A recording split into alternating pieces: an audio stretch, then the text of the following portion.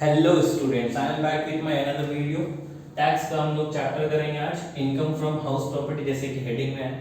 15 number का पूछा जाता है बीकॉम में, और प्रोफेशन को जैसे सीए, सीएमए, सीएस हो गया, वहाँ पे आपका 5 नंबर या 10 नंबर का पूछ लेता है। ये चैप्टर का हम लोग का टोटल जो सेक्शन हम लोग कवर करेंगे यहाँ पे इनकम टैक्स एक्ट के अकॉर्डिंग, वो 22 से लेकर के 27 तक का सेक्शन है। टोटल हम लोगों का 5 सेक्शन है, 22, 23, 24, 25, 26, 27, 6 हो गया है। तो सबसे पहला सेक्शन हम लोग यहाँ पे डील करेंगे, और किसी भी चैप्टर का टैक्स में कोई भी चैप्टर जो पहला सेक्शन होता है हम लोग को, वो चार्जिंग सेक्शन बताता है। क्या बताता है? Charging section. चार्जिंग सेक्शन मतलब वो कौन सा इनकम जो कि यहाँ पे आकर के टैक्सेबल होगा, वो कौन सा इनकम जो कि यहाँ पे टैक्सेबल होगा, और वो इनकम टैक्सेबल होने के लिए हम लोग को क्या कंडीशन फुलफिल करना पड़ेगा, उसको बोलते हैं चार्जिंग सेक्शन। तो यहाँ पे हम लोग का बोला जाता है rental income. Rental income is taxable. Rental income is taxable. Rental income यहाँ पे टैक्सेबल किया जाएगा। जैसे कि आपको पता है, सबसे पहले मैं चैप्टर स्टार्ट करने से पहले मैं आप लोगों को बताता हूँ, यहाँ पे हम लोग चैप्टर्स के डेफिनेशन के बारे में, चैप्टर्स के बेसिक कॉन्सेप्ट्स के बारे में, तो यहाँ पे भी हम लोग डील करेंगे, प्लस हम लोग यहाँ पे सम्स भी करेंगे। ठीक है, तो वो सम्स 5-6 सम्स रहेगा जो कि आपके पूरे कॉन्सेप्ट को कवर अप कर देगा, गारंटीड देता हूँ मैं। ठीक है, उसके बाद आप कोई भी सम्स उठाइएगा, किसी भी बुक से उठाइएगा, आपको समझ में आ जाएगा, आप कर सकते हैं। रेंटल इनकम इज टैक्सेबल यहाँ पे होता है। यहाँ पे रेंटल इनकम से मतलब क्या होता है सर? जैसे कि चैप्टर आप देख रहे हैं इनकम फ्रॉम हाउस प्रॉपर्टी, मतलब होना क्या चाहिए? प्रॉपर्टी, घर, बिल्डिंग, फ्लैट, ये सारी चीजों को अगर हम लोग रेंट पे दे करके पैसा कमाते हैं तो उसको हम लोग बोलते हैं रेंटल इनकम इज टैक्सेबल।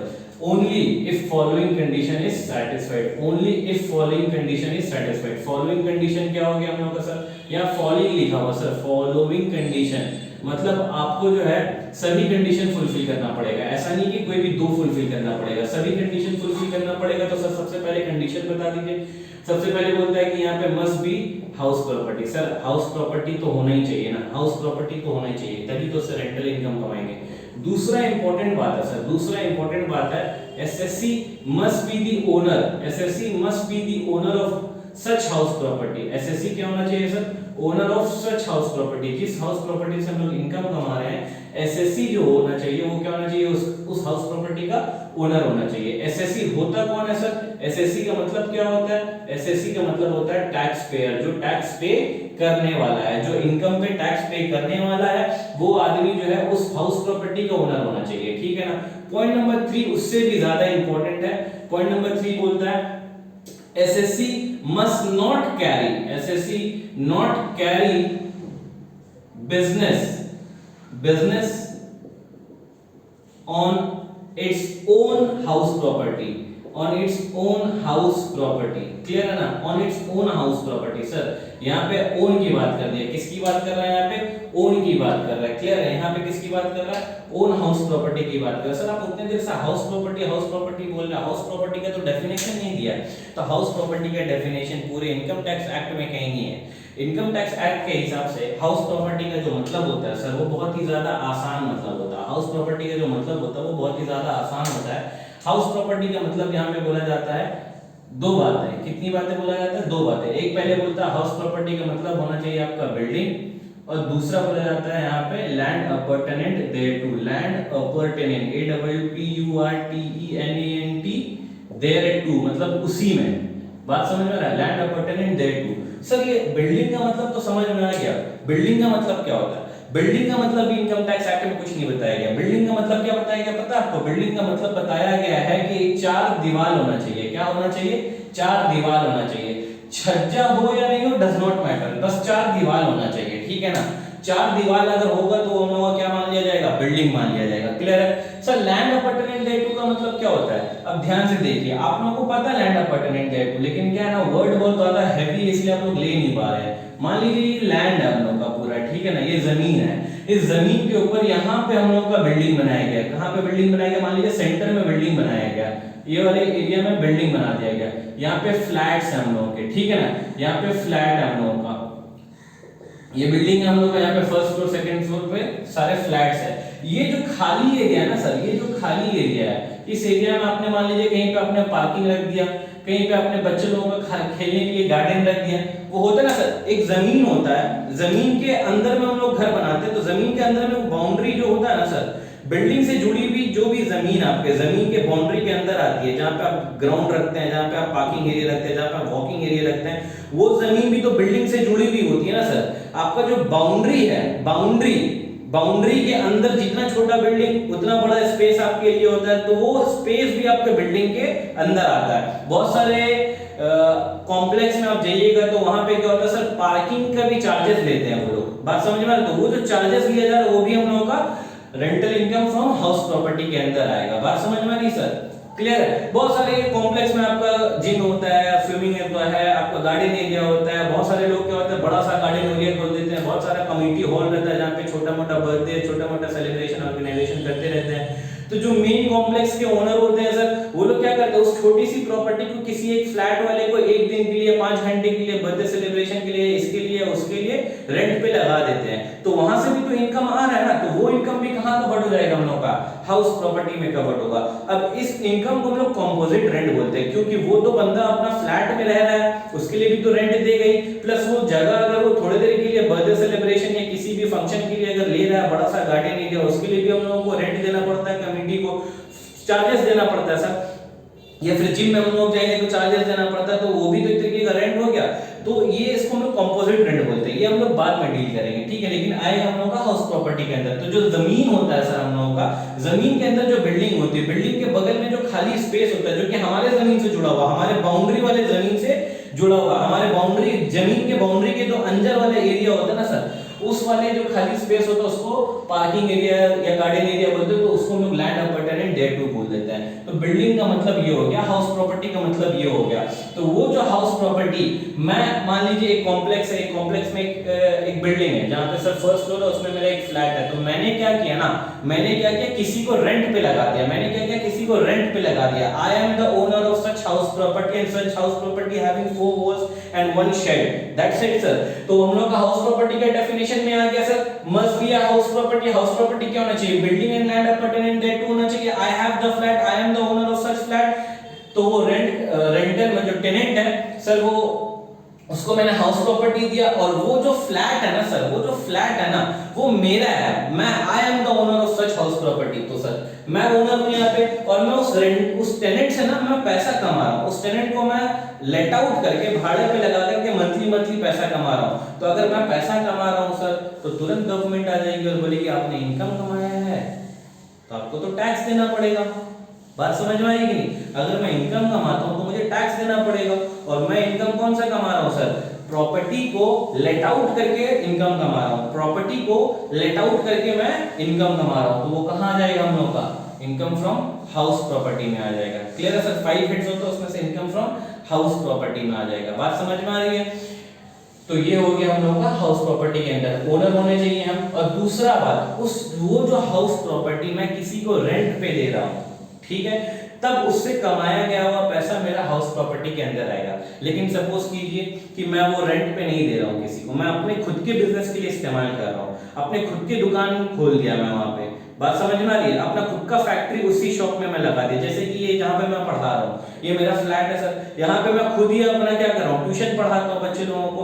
तो अब मैं किसी को रेंट नहीं दे रहा हूँ। बात समझ में आ रही? तो ये मेरा बिजनेस पर्पस के लिए इस्तेमाल हो रहा है, मेरा माय ओन बिजनेस पर्पस के लिए मैं ये खुद की प्रॉपर्टी को इस्तेमाल कर रहा हूँ, तो मुझे तो किसी को रेंट देना नहीं पड़ रहा है। तो फिर ये हम लोगों का rental income from house property के अंदर तो आएगा नहीं। लेकिन सर मैंने अकाउंट्स में पढ़ा है कि हम लोगों का खर्चा तो माइनस कर सकते हैं हम लोग रेंट वाला, करेक्ट। ये वाला जो क्वेश्चन है, जो खर्चा, वो हम लोग का पीजीबीपी में जाकर के हम लोग वहां पे डिस्कशन करेंगे, प्रॉफिट और gain from business and profession में जाकर के डिस्कस करेंगे। बात समझ में आ रही है? जिस प्रॉपर्टी में, जिस हाउस प्रॉपर्टी में, जिस फ्लैट में हम लोग खुद का ओन बिजनेस करते हैं, हम लोग को किसी को रेंट देना नहीं पड़ता। अगर हम लोग रेंट दिए नहीं तो कोई इनकम कमा नहीं रहा है, तो यहाँ पे आएगा नहीं, पहला बात। और दूसरा बात सर, हम लोग का तो रेंट सेव भी हो रहा है, ये बिजनेस में इस्तेमाल हो रहा है, तो ये बिजनेस वाले चैप्टर में जाकर के पढ़ेंगे, तो वहां पे देखेंगे हम लोग को क्या करना है। क्लियर है? तो यहाँ पे must be house property. House property क्या होना चाहिए, बिल्डिंग होना चाहिए, और हम लोग का लैंड अपार्टमेंट देयर टू नहीं भी होगा तो भी चलेगा सर, बिल्डिंग होना चाहिए। मतलब बिल्डिंग का मतलब 4 दीवारी होना चाहिए, ठीक है ना सर? सर एक सवाल पूछे सर? हाँ ठीक है सर, मैं बिजनेसमैन हूँ, मेरा दुकान किराने शॉप्स का है, या फिर मैं किसी और भी फल का काम करता हूँ सर, मेरा फल का शॉप है सर, तो मेरे पास बहुत पैसा आ गया, मेरे पास 4-5 घर है सर, मैंने सबको रेंट पे देता हूँ, पैसा कमाता हूँ, तो क्या वो वाला पे भी टैक्स कटेगा? हाँ, जो बिजनेस से आपने कमाया वो पीजीबीपी में जाएगा, और जो आप प्रॉपर्टी को लेट आउट करके कमा रहे हो उससे आपका क्या जाएगा? इनकम फ्रॉम हाउस प्रॉपर्टी में आकर के टैक्सेबल होगा। क्लियर है बातें? सर एक और सवाल, एक लास्ट सवाल।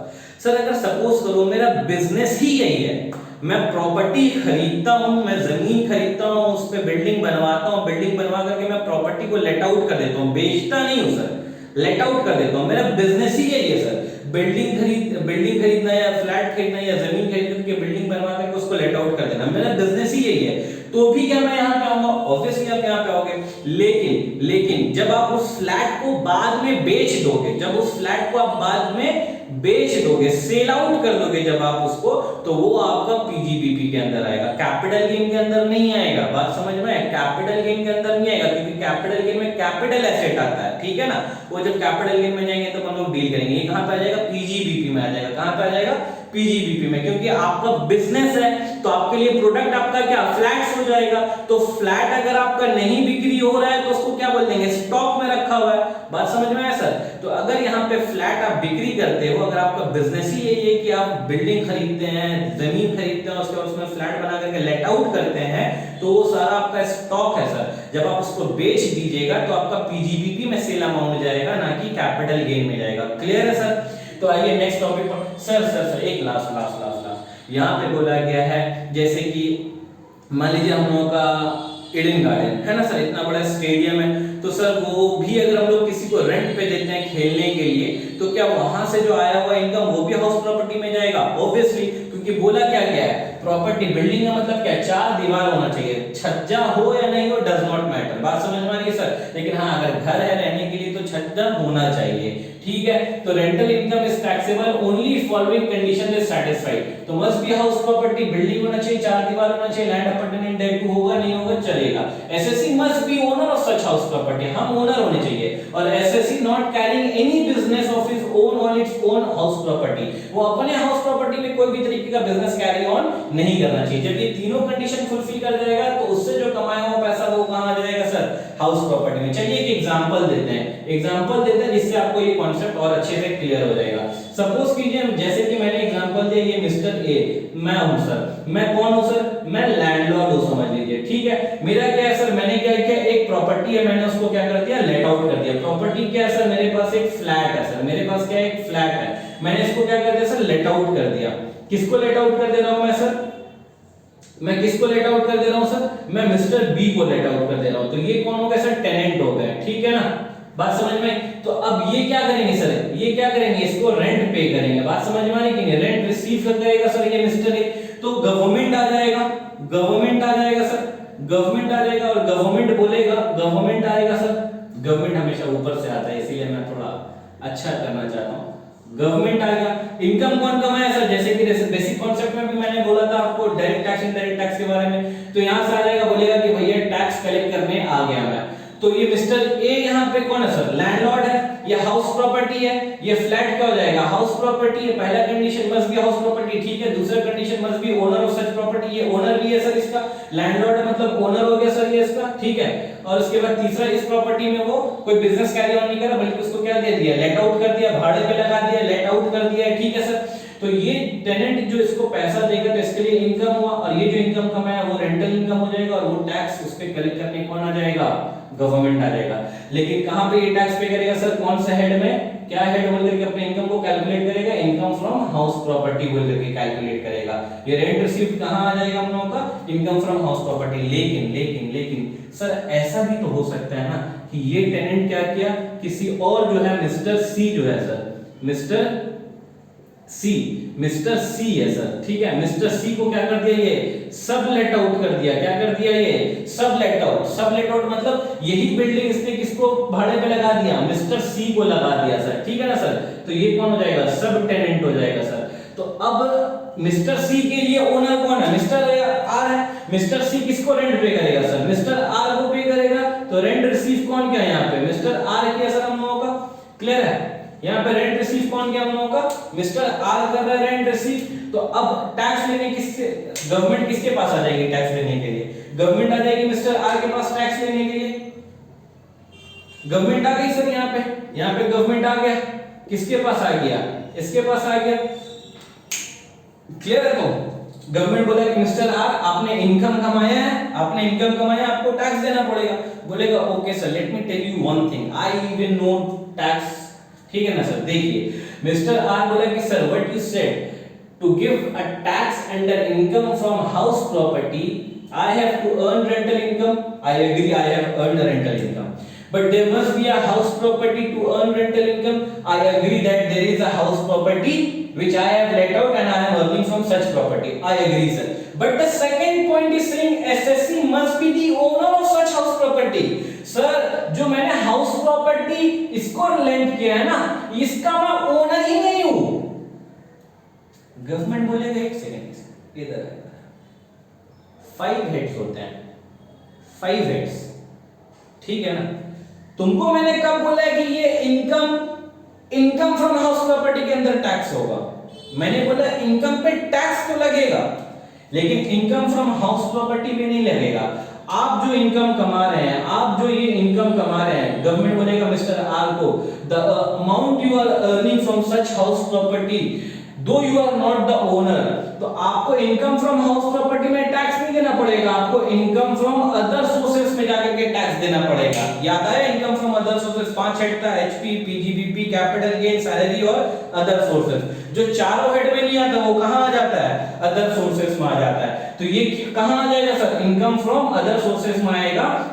लेकिन मिस्टर आर का कमाया हुआ पैसा हम लोगों का इनकम फ्रॉम हाउस प्रॉपर्टी के अंदर टैक्सेबल नहीं होगा, इनकम फ्रॉम हाउस प्रॉपर्टी के अंदर टैक्सेबल नहीं होगा। क्यों नहीं होगा? Because of second condition. ठीक है ना सर? Because R is not the owner of such house property. That's it. Clear? ठीक है सर। चलिए सेकंड पॉइंट की तरफ आगे बढ़ता हूं। मैं आपको इजी कर देता हूं। एक और बात मैं आपको बता दूं क्या सर, आपके मेरे दिमाग में एक डाउट आ रहा है तो उसको क्लियर कर दो। सर जरूरी कि मैं किसी को घर रहने के लिए दूं?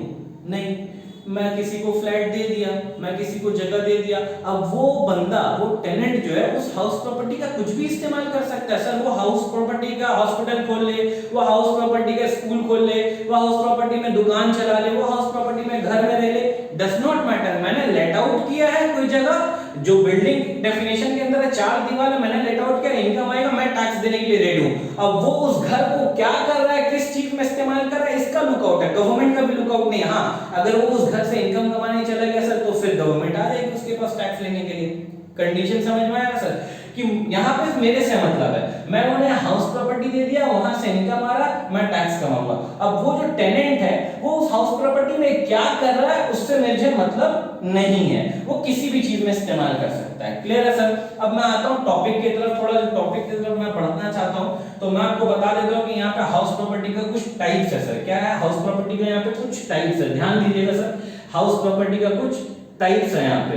तो यहाँ पे कितना टाइप है सर? 2 टाइप है। एक होता है हम लोग का लेट आउट, जो इतने देर से मैं बोल रहा हूँ लेट आउट, हम लोग इसको एलओ बोलेंगे, ठीक है सर। और एक होता है हम लोग का सेल्फ ऑक्यूपाइड, एक होता है हम लोग का सेल्फ ऑक्यूपाइड, जिसको हम लोग समझ ही गए होंगे आप लोग। सेल्फ ऑक्यूपाइड मतलब, ऑक्यूपाइड का मतलब होता है सर ऑक्यूपाई करना, रहना, जगह जब्त कर लेना, ऑक्यूपाई कर लेना। और सेल्फ मतलब मैं वहां पे जगह जब्त कर रहा हूं तो ये क्या हो जाएगा सर? ओन रेसिडेंस इसको बोलते हैं। क्या बोलते हैं सर इसको? ओन रेसिडेंस, जहां पे आप खुद घर पे रहते हो। सर अभी तो आपने बोला कि अगर इनकम कमाएंगे तो टैक्स की बात आएगी इस वाले हेड में, इनकम कमाएंगे तब इनकम फ्रॉम हाउस प्रॉपर्टी की बात आएगी। अगर इस फ्लैट से मैं बिजनेस कर रहा हूं तो हाउस प्रॉपर्टी नहीं है। अरे यार मैं बिजनेस की बात कहां बोला, मैं तो बोल रहा हूं मैं घर पे रहता हूं, मैं खुद के घर पे रह रहा हूं। सर तो यहां से तो इनकम नहीं कमा सकते ना, यहां से इनकम नहीं कमा सकते। I also agree with you, आप सही सोच रहे हो, लेकिन इसमें एक बेनिफिट है सर। वो जो आपको पहला क्लास में याद होगा, बेसिक कॉन्सेप्ट में मैंने सिखाया था ना, tax planning, tax evasion, tax management. Tax planning में मैंने आपको बताया था क्या कि हम लोग डिडक्शन, एग्जम्पशन, रिलीफ के थ्रू अपना टैक्स लायबिलिटी को कम करते हैं। टैक्स लायबिलिटी क्या? जो टैक्स हमको पे करना है। टैक्स किसके ऊपर पे करते हैं? इनकम के ऊपर पे करते हैं। जितना इनकम कम होगा टैक्स उतना कम होगा। क्यों? क्योंकि हम लोग का डिफरेंस बिटवीन में होता है ना, progressive in nature and regressive in nature. पहला क्लास में जाइएगा वहां पे बताया हुआ होगा, अगर नहीं बताया तो सुन लीजिए sir. Direct tax progressive in nature है, जितना ज्यादा इनकम कमाइएगा उतना ज्यादा टैक्स देना पड़ेगा। और जीएसटी और जो इनडायरेक्ट टैक्स होता है वो रिग्रेसिव इन नेचर होता है, वो इक्वल होता है सर, इक्वल। अंबानी भी अगर 50 रुपए का लेके खरीदेगा ना सर तो उसको सेम अमाउंट ऑफ टैक्स पे करना पड़ेगा जो उसमें लिखा हुआ है, जो मैं खरीदूंगा ना उसमें भी मेरे को सेम अमाउंट ऑफ टैक्स पे करना पड़ेगा। तो यहाँ पे टैक्स प्लानिंग आएगा, ठीक है ना। आप लोग बस धैर्य रखिए, मैं आपको समझाता हूँ। अच्छा, सेल्फ ऑक्यूपाइड मतलब ओन रेसिडेंस, खुद के घर पे रहेंगे। तो लेट आउट का मतलब क्या, अगर भाड़े पे दे रहे हैं तो इनकम कमाएंगे तो क्या हो जाएगा, ये फुल्ली टैक्सेबल हो जाएगा, फुल्ली टैक्सेबल हो जाएगा सर, यहाँ पे टैक्स देना पड़ जाएगा। और यहाँ पे हम लोग का सेल्फ ऑक्यूपाइड में ना दो बातें, एक्चुअली यहाँ पे तीन है, ठीक है, चलो मैं निकाल देता हूँ, वो वाली जो बातें निकाल देता हूँ अभी जो आप बोल रहे थे। अगर हम लोग ओन बिजनेस के लिए इस्तेमाल कर रहे हैं, ठीक है सर, अगर हम लोग सेल्फ ऑक्यूपाइड को किस में इस्तेमाल कर रहे हैं, फॉर ओन बिजनेस के लिए कर रहे हैं, ओन बिजनेस के लिए कर रहे हैं, तो फिर ये हम लोग का क्या हो जाएगा, यहाँ नहीं आएगा, यहाँ पे नहीं आएगा, टैक्सेबल इन पीजीबीपी में आएगा, ठीक है सर, ये पीजीबीपी में आएगा, यहाँ नहीं आएगा। क्लियर है, मैं यहाँ पे नहीं रख रहा हूँ, ठीक है सर। सेल्फ ऑक्यूपाइड जहाँ पे ओन रेसिडेंस है सर, वहां पे मैं दो बातें करना चाहता हूँ आपके लिए। कितनी बातें करना चाहता हूँ, दो बातें। अप टू टू हाउस, ठीक है सर, मेरे पास दो घर है रहने के लिए, और मेरे पास sir more than two house है, मेरे पास more than two house property है रहने के लिए। क्लियर, अगर अप टू टू हाउस है सर ना, अप टू टू हाउस है तो वो हम लोग का एग्जेम्प्ट है सर, वो क्या हम लोग का एग्जेम्प्ट है, एग्जेम्प्ट है सर। यहाँ से बेनिफिट मिलेगा सर, यहाँ से क्या मिलेगा, बेनिफिट, वो मैं आपको थोड़ी देर में बताऊंगा अभी। और मोर देन टू हाउस है ना सर, तो अप टू टू जो होगा हम लोगों का, अप टू टू जो होगा सर वो हम लोगों का एग्जेम्प्ट हो जाएगा। और जो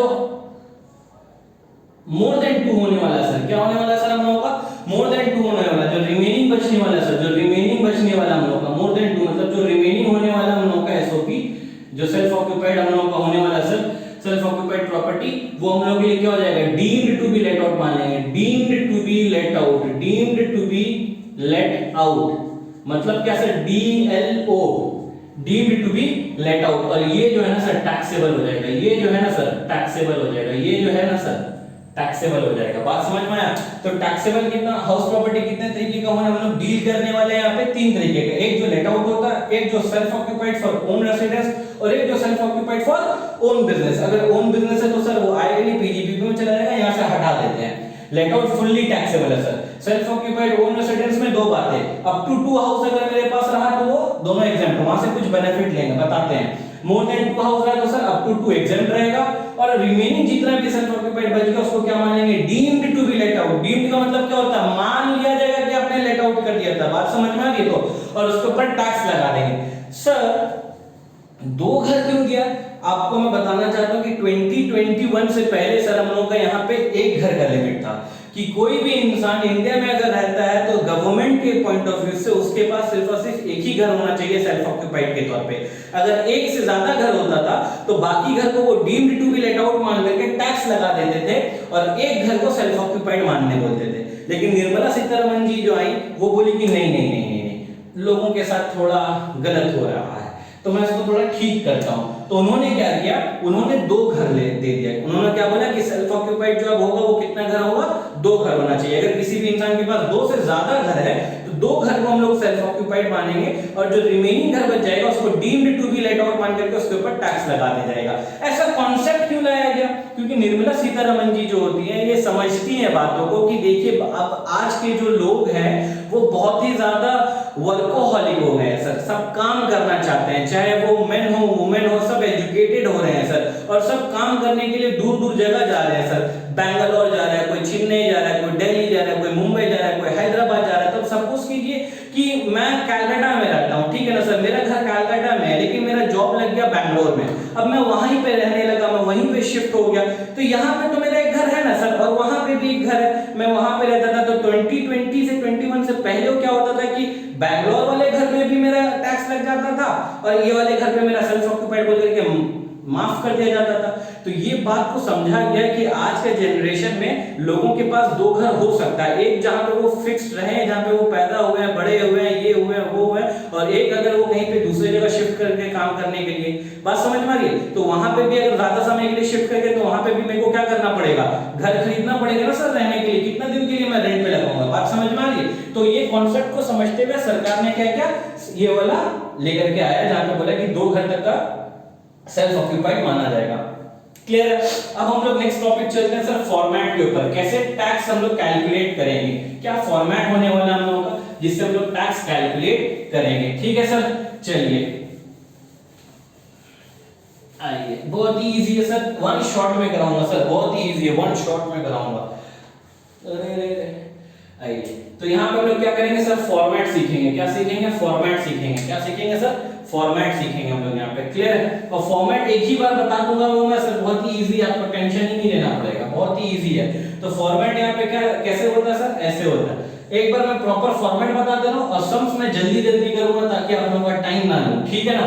तो हम लोग यहाँ पे लिखेंगे कंप्यूटेशन ऑफ इनकम, जिसपे पूरा मार्क्स मिलता है सर, मैं पूरी फोकस करता हूँ, पूरा मार्क्स मेहनत कर है ना, पूरा मार्क्स लेंगे। Computation of income from house property, computation of income from house property of, जो ओनर का नाम होगा वो, फॉर जो प्रीवियस ईयर होगा हम लोगों का वो, और जो असेसमेंट ईयर होगा हम लोगों का वो। क्लियर है सर? अब यहाँ पे जो मैं फॉर्मेट बता रहा हूँ आपको, वो मैं लेट आउट के लिए और deemed to be let out के लिए एक ही फॉर्मेट माना जाता है। लेट आउट और deemed to be let out के लिए एक ही फॉर्मेट है सर, ठीक है ना? और सेल्फ ऑक्यूपाइड के लिए अलग फॉर्मेट है।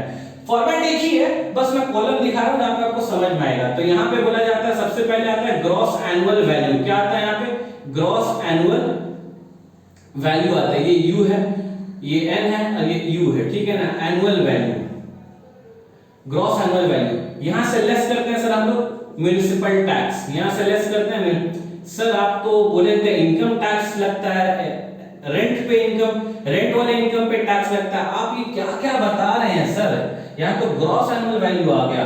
अरे धैर्य रखो, मैं बोला ना, मैं हर एक चीज के बारे में बता करके ही छोड़ूंगा और आपको सिखा करके छोड़ूंगा, ताकि आपको ना रीजन भी पता रहेगा कि ये क्यों हुआ।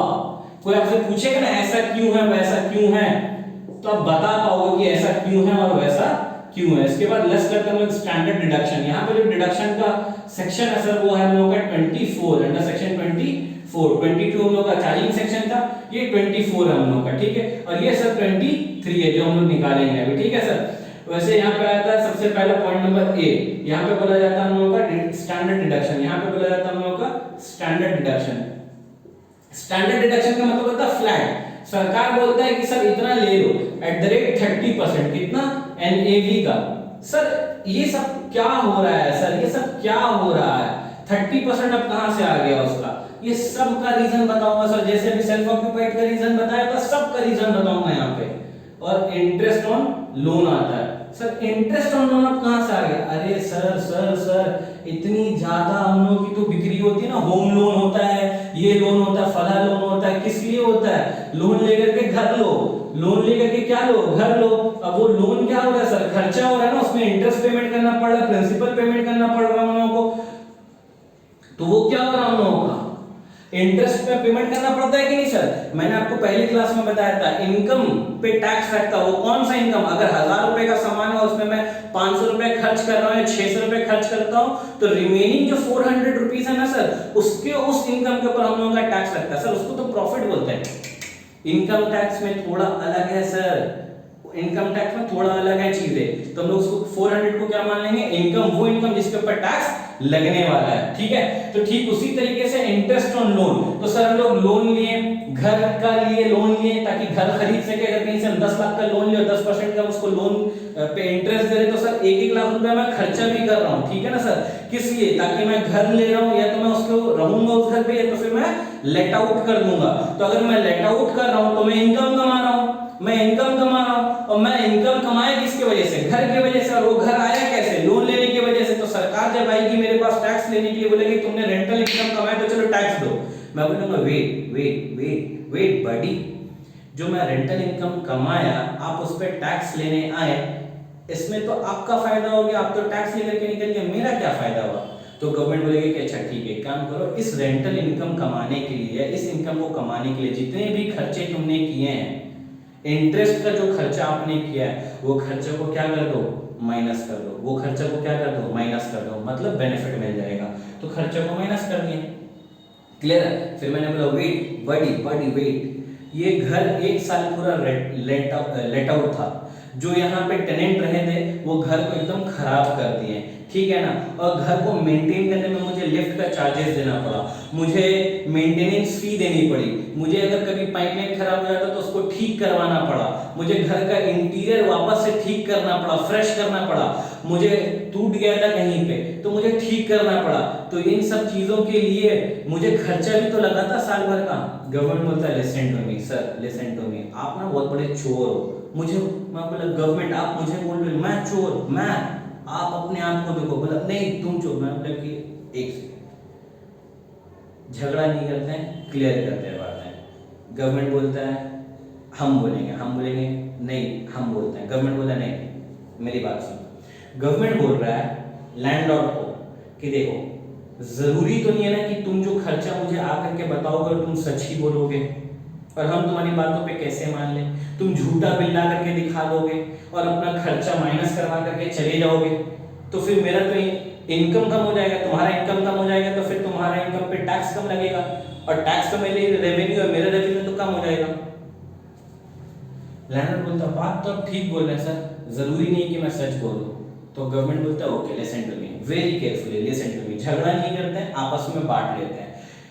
मान लेते हैं 30% आपको डिडक्शन मिलेगा। कितना मिलेगा सर? 30% फ्लैट। चाहे आपने घर के लिए खर्चा किया हो, आपने मेंटेनेंस फी दिया हो या नहीं दिया हो, आपका कुछ घर में रिपेयरिंग का काम हुआ हो या नहीं हुआ, आपका पाइपलाइन का काम हुआ हो या नहीं हुआ, आपने फायर इंश्योरेंस को पैसा दिया है या नहीं दिया है, आपने लाइटनिंग चार्जेस के लिए कुछ भी किसी भी चीज का XYZ का खर्चा आपने घर के लिए दिया हो या ना दिया हो, हमको मैटर नहीं करता। हम कितना दे देंगे आपको बेनिफिट? स्ट्रेट अवे 30% दे देंगे। तो आपको अगर कभी क्वेश्चन में बता देना कि sir fire insurance premium, this premium, that maintenance, repair, ये सब का खर्चा का बेनिफिट नहीं मिलता। ये सब के खर्चे की जगह क्या मिलता है हम लोगों का? डायरेक्ट 30% मिलता है। क्या मिलता है? डायरेक्ट 30% मिल जाता है। तो ये 30% का कॉन्सेप्ट समझ में आया? सर अब ये एनएवी का 30% क्यों है? देखो लॉजिकल सोचो, अगर मेरा घर मध्यम ग्राम में, अगर मेरा घर ऐसा बैकवर्ड एरिया में, ठीक है, और मेरा घर एक पॉश एरिया सिटी में, जहां मान लो Park Street, Salt Lake area में मेरा घर है, पॉश एरिया में, अच्छा जगह में मेरा घर है, और मैं वहां पे आपका रेंट पे दूंगा तो वहां पे तो 100% मुझे रेंट ज्यादा मिलेगा ना सर। और अगर रेंट ज्यादा मिला तो वहां पे मेंटेनेंस चार्ज भी तो ज्यादा होगा ना। और जहां बैकवर्ड एरिया है, जहां पे मुझे रेंट कम पे मिलेगा, मुझे कम दाम पे घर मिलेगा, या मैं किसी को रेंट पे लगाने जाऊंगा तो मुझे वो रेंट कम देगा, तो वहां पे मेंटेनेंस भी तो कम लगेगा ना सर।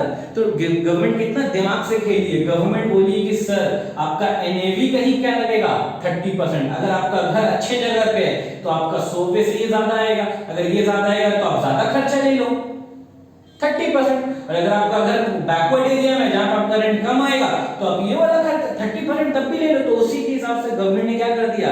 चेक मेट कर दिया। दोनों तरफ से गवर्नमेंट जीत गई। गवर्नमेंट ने बोला कि हम तुम्हारा नहीं सुनेंगे, तुम जो इतना खर्चा मुझे बता रहे हो, पेन कहां चला गया, तुम जो इतना खर्चा बता रहे हो मैं उस खर्चे को नहीं सुनूंगा। मैं क्या करूंगा? स्ट्रेट अवे 30% प्रोवाइड कर दूंगा आपको। तुम्हारा क्या क्या खर्चा हुआ, नहीं खर्चा हुआ, तुम इतना खर्चा दिखा करके अपना रेंट कम करवाओगे 30%। लॉजिक समझ में आया 30% का? एनएवी का लॉजिक समझ में आया सर? ज्यादा अच्छे जगह में घर होगा तो ऑब्वियसली ये ज्यादा आएगा, अगर कम अच्छे जगह में घर होगा तो ऑब्वियसली ये कम आएगा। और ज्यादा दिमाग मत लगाओ सर, क्लियर है? Interest on loan, municipal tax के बारे में बता दो। और आप तो रेंटल इनकम चिल्ला देते, ये ग्रॉस एनुअल वैल्यू क्या है? तो सर इसको नोट में रखते हैं, मैं इसी के ऊपर कॉन्सेप्ट समझाऊंगा जहां पे बच्चों को कंफ्यूजन आता है, लेकिन मैं गारंटी दे रहा हूं सर, मैं एक बार बोलूंगा और आपको समझ में आ जाएगा, एक बार बोलूंगा और आपको समझ में आ जाएगा। क्लियर है सर?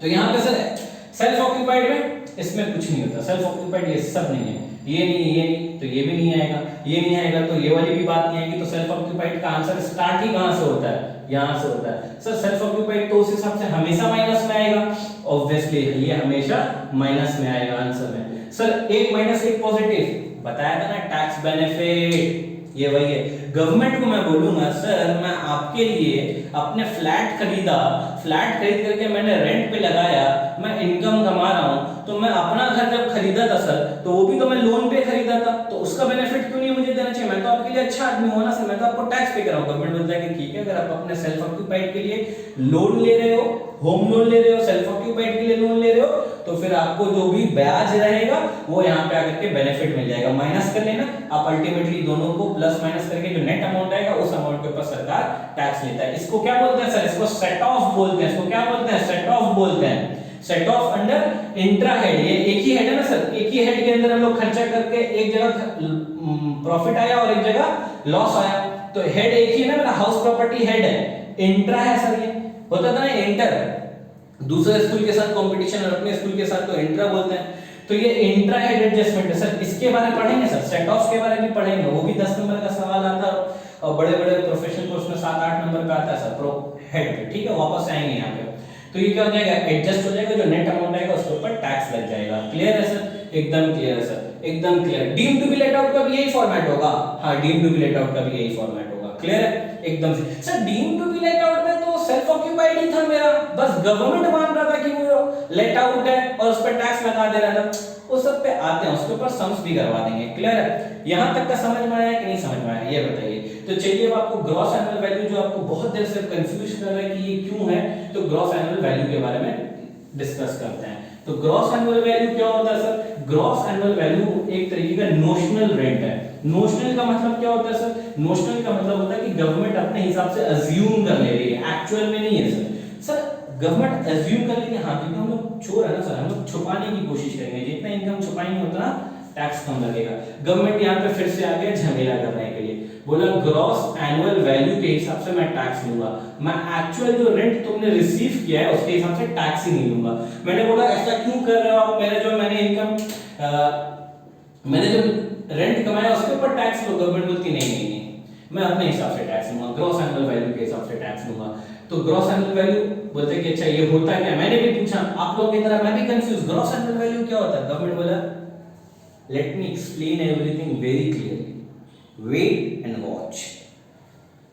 देखिए, हायर ऑफ एक्सपेक्टेड रेंट, क्या rent sir? Expected rent, ER, और actual rent received, actual rent received है सर, ठीक है ना, एक्चुअल रेंट रिसीव्ड है, D है ये। हायर ऑफ एक्सपेक्टेड रेंट और एक्चुअल रेंट रिसीव्ड है। तो एक्सपेक्टेड रेंट क्या होता है? अब एक्सपेक्टेड रेंट यहां पे बताया हो, उन्होंने बोला कि देखो ग्रॉस म्युनिसिपल वैल्यू लेना, क्या लेना? ग्रॉस म्युनिसिपल वैल्यू, ठीक है सर। ये सब क्या बता रहे हो आप? अरे टेंशन मत ले पगले, ये सब कुछ नहीं निकालना पड़ता, सब गिवन रहता है। Gross municipal value, fair rent, sir ये होता क्या है? ये सब बताओ तो सही, सबका डेफिनेशन बताऊंगा सर, आपको प्रो बना करके भेजूंगा, प्रो, ताकि कोई भी आपसे सवाल पूछे ना ये क्यों है, आप उसका आंसर उसको एक्सप्लेन करके जाओ सर, ठीक है ना। तो इन तीनों की मदद से क्या निकल जाता है? एक्सपेक्टेड रेंट निकल जाता है। इसको हम लोग बोलते हैं ए, और बी हो जाता है हम लोग का एक्चुअल रेंट रिसीव्ड है सर, रिसीव्ड है, RD रिसीव्ड है सर, ठीक है ना। तो यहाँ पे क्या हो जाएगा? हायर ऑफ ए और बी लेते हैं हम लोग। तो इन दोनों में जो हायर होगा वो हम लोगों का क्या हो जाएगा? इन दोनों में जो हायर होगा वो क्या हो जाएगा? हमारा GAV हो जाएगा। GAV क्या हो जाएगा सर? इन दोनों में जो हायर होगा, इन दोनों में जो हायर होगा वो हम लोगों का क्या हो जाएगा? GAV हो जाएगा। क्लियर है सर? एक्सपेक्टेड रेंट कैसे निकालते हैं? देखो, ये जो GMV है ना, gross municipal value, gross municipal value और फेयर रेंट में क्या लेते हैं हम लोग? हायर अमाउंट लेते हैं, ठीक है। उस हायर अमाउंट को कंपेयर करते हैं किसके साथ? स्टैंडर्ड रेंट के साथ। किसके साथ? स्टैंडर्ड रेंट के साथ। कंपेयर करने के बाद क्या लेते हैं? लोअर लेते हैं। वो लोअर क्या हो जाएगा सर? हमारा एक्सपेक्टेड रेंट आंसर आ जाएगा। क्लियर है सर? सर एक्सपेक्टेड रेंट वापस एक बार बता दो सर, ग्रॉस म्युनिसिपल वैल्यू और फेयर रेंट में कंपेयर करेंगे, जो हायर होगा उसको ले लेंगे। अब उस हायर अमाउंट को स्टैंडर्ड रेंट के साथ कंपेयर करेंगे, तो जो लोअर होगा वो हम लोगों का क्या बन जाएगा? एक्सपेक्टेड रेंट बन जाएगा। सर एक्सपेक्टेड रेंट तो निकल गया, एक्चुअल रेंट रिसीव्ड निकालना पड़ेगा, एक्चुअल रेंट रिसीव भी दिया रहेगा। तो सर अब एक्सपेक्टेड रेंट और एक्चुअल रेंट रिसीव में क्या लेना है? हायर लेना है। किसके लिए? GAV के लिए। सर अब आपने बहुत कंफ्यूजन क्रिएट कर दिया, आपने दिमाग का ना एकदम मत पूछो। कमाया तो सर मैं एक्चुअल रेंट हूं, एक्सपेक्टेड रेंट क्या है?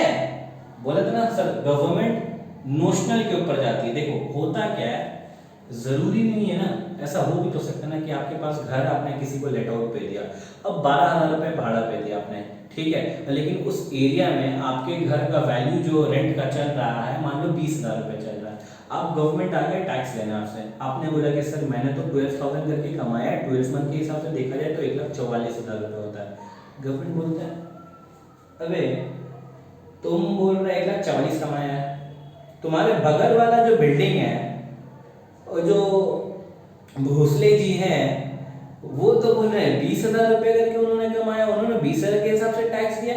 20,000 इंटू 12 करो कितना होता है सर? 2,40,000 होता है सर।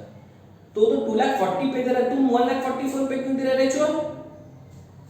सर मेरे को कोई टेनेंट ही नहीं मिल रहा था सर, मुझे मजबूरी 12,000 में देना पड़ा।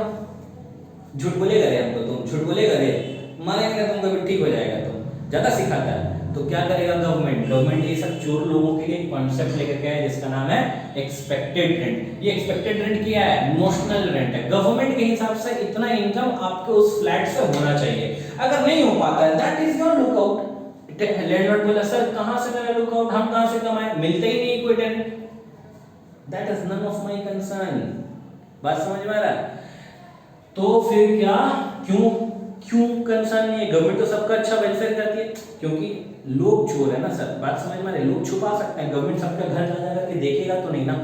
बात समझ में आ रही है? समझिए बात को। तो एक्सपेक्टेड रेंट निकालने के लिए सरकार ने कुछ फॉर्मूला बताया। सरकार ने बोला कि तुम्हारे जिस एरिया में प्रॉपर्टी, उस एरिया में एक म्युनिसिपैलिटी होगा दूर में या पास में, वो म्युनिसिपैलिटी तुमसे एक टैक्स कलेक्ट करता होगा। आपके घर के पास देखे होंगे ना, पानी मारने आता है, सफा करने आता है, ठंडा के टाइम पे या बरसात के टाइम पे पाउडर वाउडर फिर है सर, वो सब लोग म्युनिसिपैलिटी की तरफ से आते हैं, ठीक है सर, उनको आप लोग टैक्स देते हो। तो आपका यहाँ पे म्युनिसिपैलिटी होगा, म्युनिसिपैलिटी आपसे टैक्स कलेक्ट करता होगा, तो वो टैक्स आपके प्रॉपर्टी के वैल्यू के ऊपर कलेक्ट करता है। तो प्रॉपर्टी का वैल्यू को हम लोग क्या बोलते हैं? ग्रॉस म्युनिसिपल वैल्यू बोल देंगे। तो ये वैल्यू कौन बताने वाला? हम लोग का म्युनिसिपैलिटी वाला बताने वाला। गवर्नमेंट म्युनिसिपैलिटी वाले से पूछ लिया। फेयर रेंट का मतलब क्या होता है? फेयर रेंट का मतलब होता है similar rent from similar property. जैसे है ना भोसले जी का, मेरे बगल वाले बिल्डिंग था भोसले जी का, मैं पार्क स्ट्रीट में रहता हूँ, पार्क स्ट्रीट में 10 बिल्डिंग है, मेरे वाले प्रॉपर्टी में मैं 12,000 का रेंट में लगाया, बगल वाले प्रॉपर्टी मेरा भोसले जी का वो 20,000 में लगा, तो भोसले जी को भी कंसीडर कर लिया। तो फेयर रेंट क्या हो गया? Rent from similar property. Standard rent, तो स्टैंडर्ड रेंट है as per rent control act 1999 के हिसाब से हम लोगों का कोड बोलता है कि एक एरिया में, इस एरिया में इस प्रॉपर्टी से इतना मैक्सिमम रेंट टेनेंट से लिया जा सकता है, इससे ज्यादा नहीं लिया जा सकता। तो ये कोड तय करती है, रेंट कंट्रोल एक्ट तय करती है, ठीक है सर। तीनों का डेफिनेशन मैंने बता दिया, वापस बता रहा हूं। म्युनिसिपैलिटी वाले आपकी प्रॉपर्टी का वैल्यू निकालता है, गवर्नमेंट उसका पॉइंट ले लिया। आपके बगल वाले भोसले जी ने प्रॉपर्टी जिसमें रेंट पे लगाया, फेयर रेंट हो गया। और कोड भी बोलती है कि इस प्रॉपर्टी से इतने का मैक्सिमम रेंट कलेक्ट करना चाहिए, तो वो स्टैंडर्ड रेंट हो गया, ठीक है। तो अब सर निकालेंगे, बताते हैं, बहुत इजी। देखो चलो, इतना परेशान हो रहे हो, चलो लो निकालो। सपोज करो, एग्जांपल दे रहा हूं मैं, ठीक है। ये हाउस 1, हाउस 2, हाउस 3 सब इंडिविजुअल है, ठीक है। सपोज करो यहाँ पे हम लोगों का 1,50,000 है, यहाँ पे हम लोगों का 2 लाख है।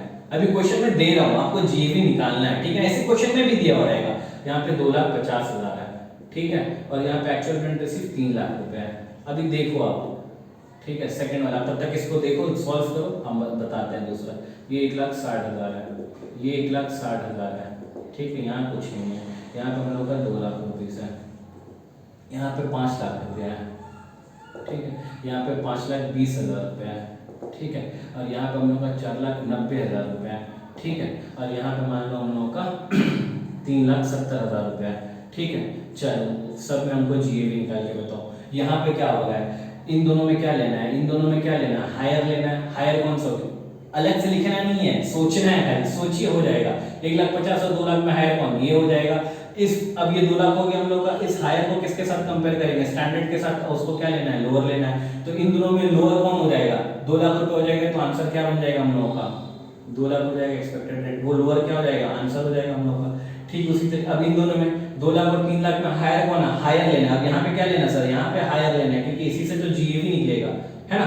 तो इसी से जीएवी निकलेगा। कितना हो गया? 3 लाख। तो जीएवी कितना निकल गया? सरकार देखो, हम इनकम का सरकार का कितना फायदा हुआ? सरकार देखो क्या स्मार्ट स्ट्रैटेजी लगाई। एक तो मेरा इनकम को पकड़ ली जो मैंने रेंट पे लगाया, और एक उसने अपना हिसाब बता दिया। बात समझ में? उसके हिसाब से रेंट आया 2 लाख, लेकिन मैंने कमाया 3 लाख। सरकार किस पे टैक्स ले ली? 3 लाख पे ले ली। सरकार बहुत चालाक है। देखिए यहाँ पे 1,60,000 और 1,60,000 सर दोनों में तो सेम ही है। ये हायर कौन है? अरे मान लो ना, इन दोनों में कोई भी एक को हायर पकड़ लो सर, यहाँ पे तो कुछ भी गिवन नहीं है। तो ये जीरो हो जाएगा क्या? नहीं नहीं, यहाँ पे मान लो गिवन नहीं है, जीरो नहीं बोल रहा हूँ, ठीक है ना सर, जीरो अलग हो जाती है, यहाँ पे गिवन नहीं है, पता नहीं है हम लोगों को। इन दोनों में हायर कौन है? यही हो जाएगा। लोअर तो कुछ नहीं है सर, यहाँ पे लोअर तो कुछ भी नहीं है, तो आंसर क्या हो जाएगा? यही हो जाएगा जो हम लोग का है 1,60,000। कंफ्यूज नहीं भाई, वापस से देखो 1,60,000 1,60,000 में हायर, सर हायर तो कोई नहीं, दोनों सेम है, पकड़ो दो ना एक को, और यहाँ पे कुछ भी नहीं है, तो ये गिवन नहीं है, तो आंसर अल्टीमेटली यही बन जाएगा ना आपका। हायर और लोअर में जो कन्वर्ट होगा वही ना आएगा सर, तो हायर तो लोअर कुछ नहीं, तो हायर ही आ जाएगा। क्लियर है? 5,20,000 और 5 लाख में हायर कौन है? चलो आप बताओ सर। 5,20,000 है, ठीक है। अब वो हायर को किसके साथ कंपेयर करना है? स्टैंडर्ड रेट के साथ कंपेयर करना है, क्या लेना है? लोअर लेना है। वो लोअर क्या हो जाएगा? आंसर हो जाएगा। 5,20,000 और 4,90,000 में लोअर कौन हो जाएगा हम लोग का? 4,90,000 है सर। और हमने एक्चुअल रेंट रिसीव्ड ये अलग है सर, ये एक्सपेक्टेड रेंट हम लोगों ने निकाला है, बात समझ में आया ना? इस इंफॉर्मेशन की मदद से एक्सपेक्टेड रेंट हम लोगों ने निकाला है, और ये एक्चुअल रेंट रिसीव्ड अलग है। तो सर एक्चुअल रेंट रिसीव्ड कितना हम लोग का? 3,70,000 है, तो किस पे टैक्स देना पड़ जाएगा मुझे? 4,90,000 के ऊपर देना पड़ जाएगा। यहाँ पे किस पे देना पड़ जाएगा? 2 लाख पे देना पड़ जाएगा। आप देख रहे हो सरकार क्या कर रही है? जहाँ पे मैं ज्यादा कमाया सरकार के हिसाब से कम है, सरकार बोली ज्यादा पे टैक्स दो। जहाँ पे मैं ज्यादा कमाया सरकार के हिसाब से कम है, सरकार ने बोला ज्यादा पे टैक्स दो। जहाँ पे मैंने कम कमाया सरकार के हिसाब से ज्यादा है, सरकार बोल रहा है मेरे हिसाब से टैक्स दो।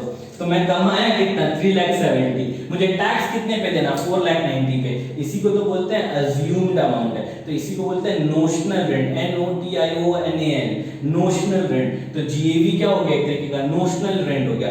जरूरी नहीं ना कि आपका आंसर हमेशा एक्चुअल रेंट रिसीव के ऊपर टैक्स देना पड़े, कभी कभी ये भी हो सकता है। तो इसलिए इसका मतलब क्या हो जाता है? Notional rent. गवर्नमेंट अपने हिसाब से फॉर्मूला निकाली, उसके हिसाब से अगर आपका रेंट ज्यादा आता है तो आप ज्यादा पे टैक्स दीजिएगा, अगर उसके हिसाब से आपका कम आता है तो आप अपने ज्यादा वाले पे टैक्स दीजिएगा। Government is very smart sir.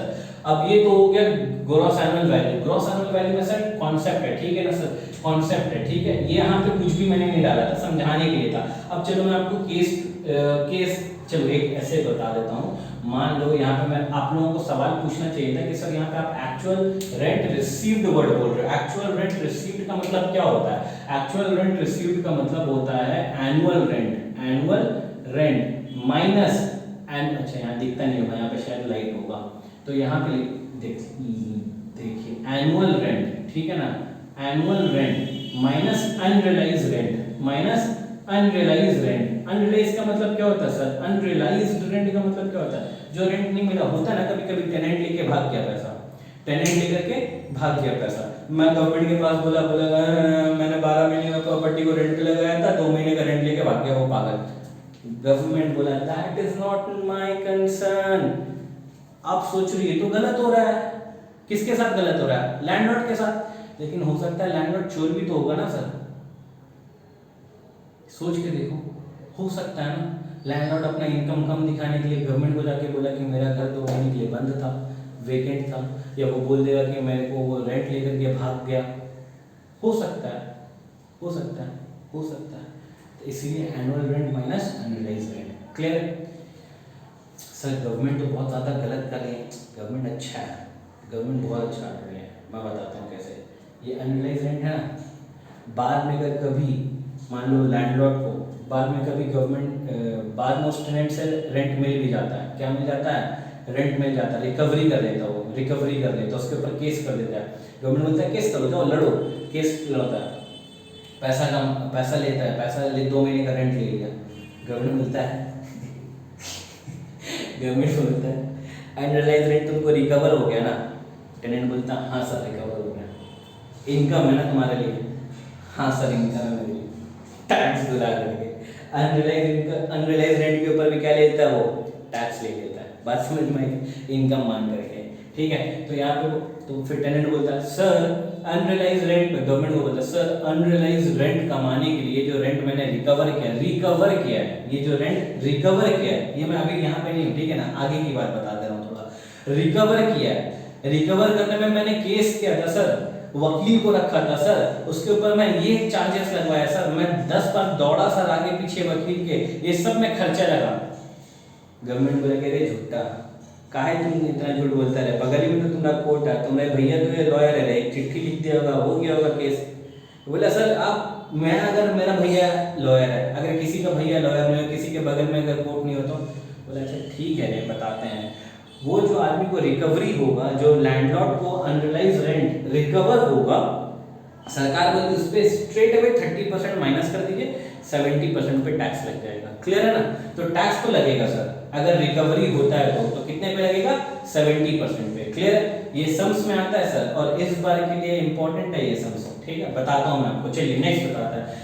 Actual rent received है, एक्चुअल में वर्ड यूज कर रहा है एक्चुअल। यहाँ पे क्या है? एनुअल रेंट, एनुअल मतलब साल का रेंट, और ये क्या है? Unrealise rent. ठीक है, इसके ऊपर भी एक एग्जांपल करवा दीजिए ना सर, मजा आ जाएगा। अरे चलो ठीक है, चलो ये वाला भी हो जाएगा। चलो क्वेश्चन ले लो, एग्जांपल लो।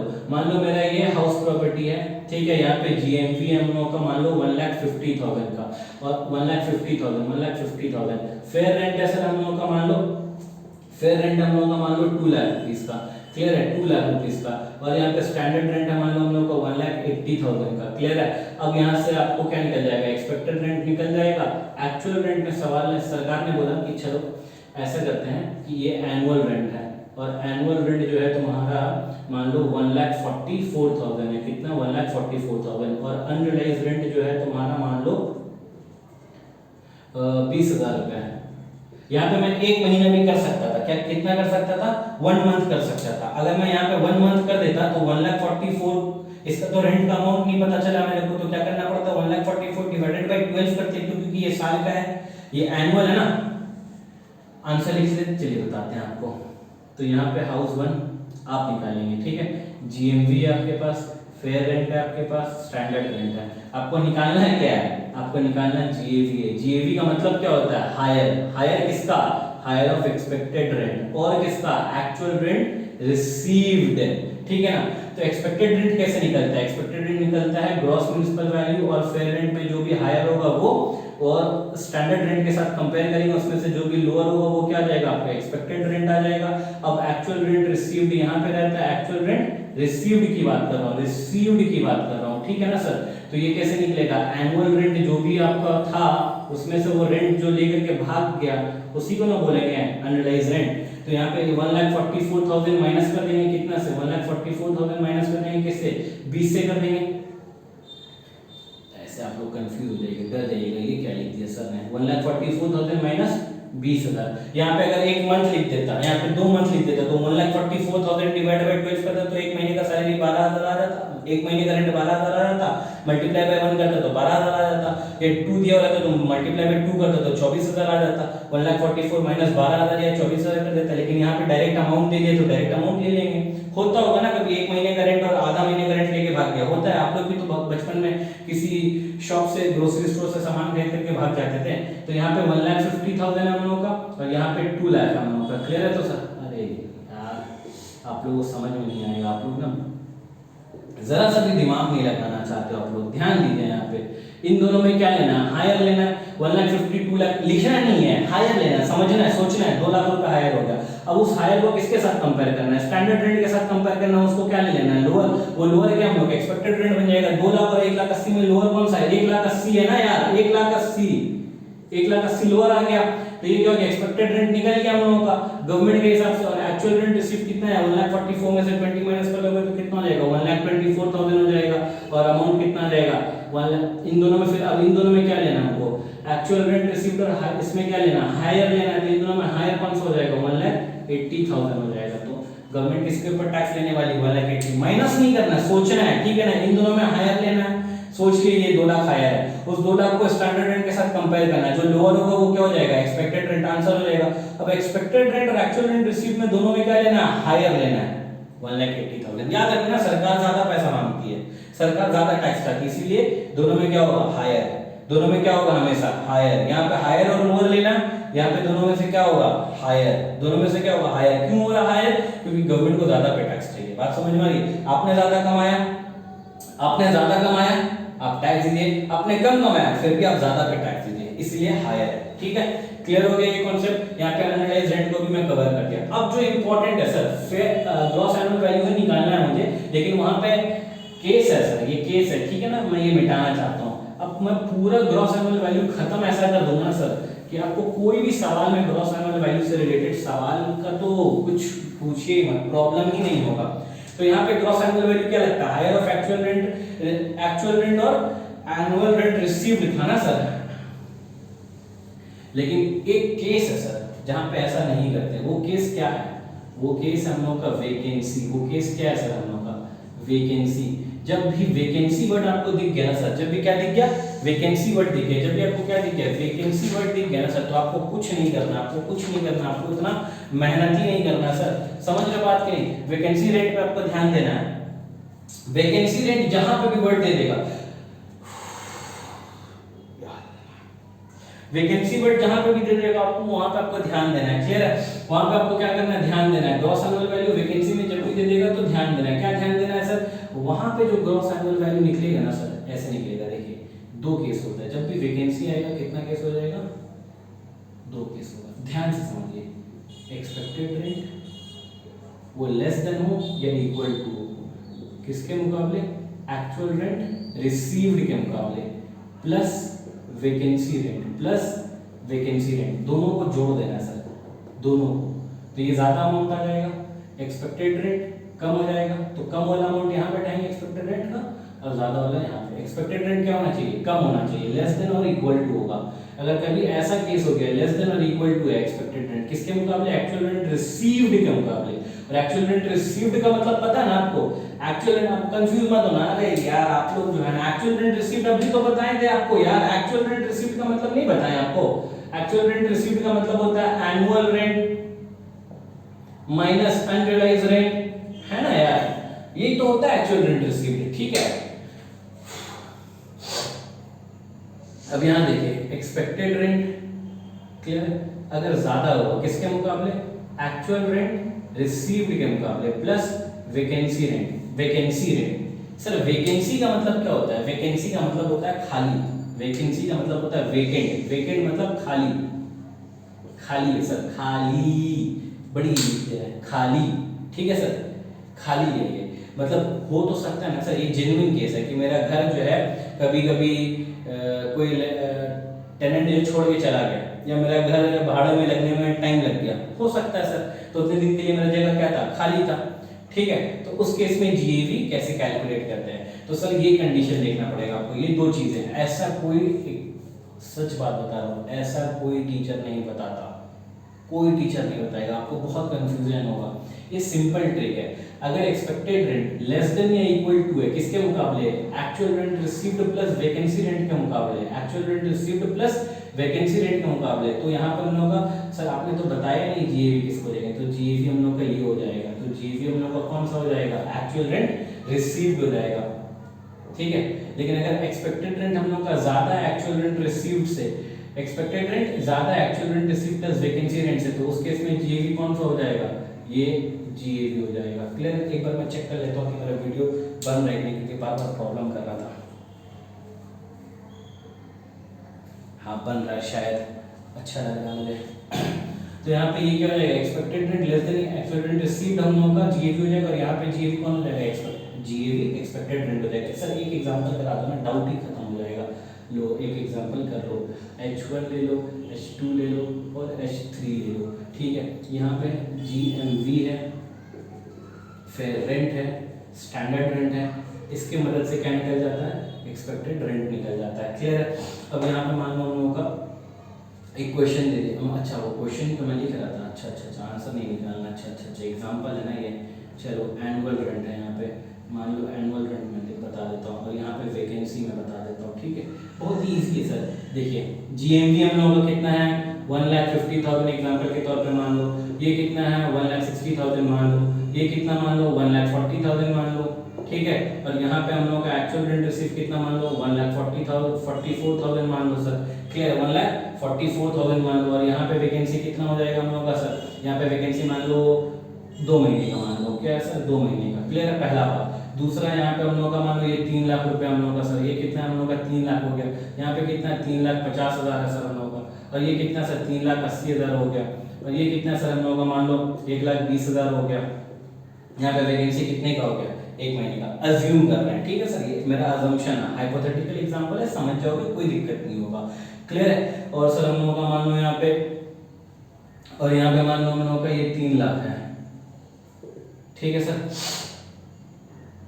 एक अच्छा सा एग्जांपल मैं सोच रहा था, आप लोग तब तक इसको बनाना चालू कर दो, इसको भी बनाना आप लोग चालू कर दो, कंप्यूट करना चालू कर दो, ठीक है ना, कंप्यूट करना चालू कर दो, जीएवी, कंप्यूट जीएवी, ठीक है सर। तो आपको कंप्यूट जीएवी आप लोग करना चालू कर दो, मैं अच्छा सा एक एग्जांपल सोच लेता हूँ, ठीक है, यहाँ पे तुरंत कर दूंगा मैं, यहाँ पे एक अच्छा सा एग्जांपल ले लेता हूँ मैं यहाँ पे।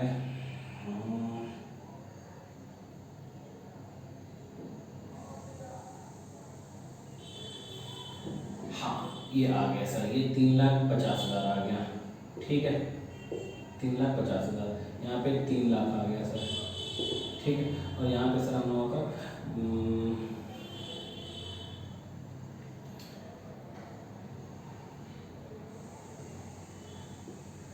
3,60,000 है सर, ठीक है, 3,60,000 यहाँ पे 1 मंथ का मान लो। चलो बहुत अच्छा समझ लग गया सर, बहुत अच्छा, मज़ा आ जाएगा आपको। H1 H2 कभी कोई दिक्कत ही नहीं होगा, आप लोग कभी अपने सर के एग्जाम्पल से मैच करा लेना, मैं सोच करके एग्जाम्पल दूँ, अच्छे एग्जाम्पल दूँ, ये 50 है, क्लियर है। तो यहाँ पे देखो जल्दी जल्दी करते हैं, जीएमवी, फेयर रेंट और यहाँ पे स्टैंडर्ड रेंट, इससे क्या निकल जाएगा, एक्सपेक्टेड रेंट, फिर क्या निकालना हम लोग को, एक्चुअल रेंट, रिसीव्ड निकालना, रिसीव्ड वर्ड निकालना सर, ध्यान से देखिएगा, ठीक है ना सर। जीएमवी इन दोनों में क्या लेना होता है हम लोग को, हायर लेना पड़ता, चलना पे लिख लेते हैं पहले, 1,50,000 है हम लोग का, ये 1,60,000 हम लोग का, ये 1,40,000 है हम लोग का। तो इन दोनों में क्या लेते हैं, हायर लेते हैं, सोचना है 1,60,000 हायर हो जाएगा, और 1,60,000 को कंपेयर किससे करेंगे, लोअर से स्टैंडर्ड रेंट से करेंगे, उसमें जो लोअर हो वो 1,00,000 हो जाएगा, 1,60,000 1,40,000 में लोअर कौन सा हो जाएगा, 1,40,000 हो जाएगा, तो 1,40,000 हम लोग क्या निकल गया, एक्सपेक्टेड रेंट निकल गया। एक्चुअल रेंट रिसीव कैसे निकलेगा सर, यहाँ पे एक्चुअल रेंट रिसीव, यहाँ तो कोई हम लोगों का एनालाइज रेंट नहीं है, लेकिन ध्यान से देखो एनुअल रेंट कितना लिखा हुआ, 1,44,000 लिखा हुआ, 1,44,000 डिवाइडेड बाई कितने महीने के लिए, 12 महीने के लिए, वेकेंट कितना था, 2 महीना, मतलब खाली कितना था, 2 महीना, तो घर भाड़े पे एक्चुअल में कितना लगा हुआ, 10 महीना, रिसीव्ड कितना क्या होगा, रिसीव्ड कितना के महीने का क्या होगा, 10 महीने का, कितना का क्या होगा, 10 महीने का, क्लियर है। तो ये कितना हो जाएगा हम लोगों का, 1,20,000 हो जाएगा, 1,20,000। अब इन दोनों में क्या देखना हम लोग को, हायर देखना है, 1,40,000 1,20,000 में कौन सा देखेंगे, 1,40,000 में देखेंगे, नहीं नहीं सॉरी सॉरी सॉरी, यहाँ तो हायर नहीं देखना है, ये तो सवाल था, अच्छा अच्छा अच्छा अच्छा, हो, ये देखिए यहाँ देखिए, यहाँ दिमाग लगाना पड़ेगा, देखिए ये वाला वैकेंसी वाला केस है, यहाँ पे एक्चुअल रेंट रिसीव्ड कितना हम लोगों का, 1,20,000, क्लियर है, 1,20,000 है। वैकेंसी रेट कितना हम लोग का, सर 2 महीना वैकेंट था, 1,44,000 डिवाइड बाई 12 के, तो पर महीने का खर्चा 12,000 आया, 2 महीने का सर 24,000 हो गया, तो दोनों को जोड़ दिए, 1,20,000 प्लस 24 की, तो सर एनुअल रेंट ही तो आ गया, मजाक मत करो, 1,44,000 वही तो आ रहा है।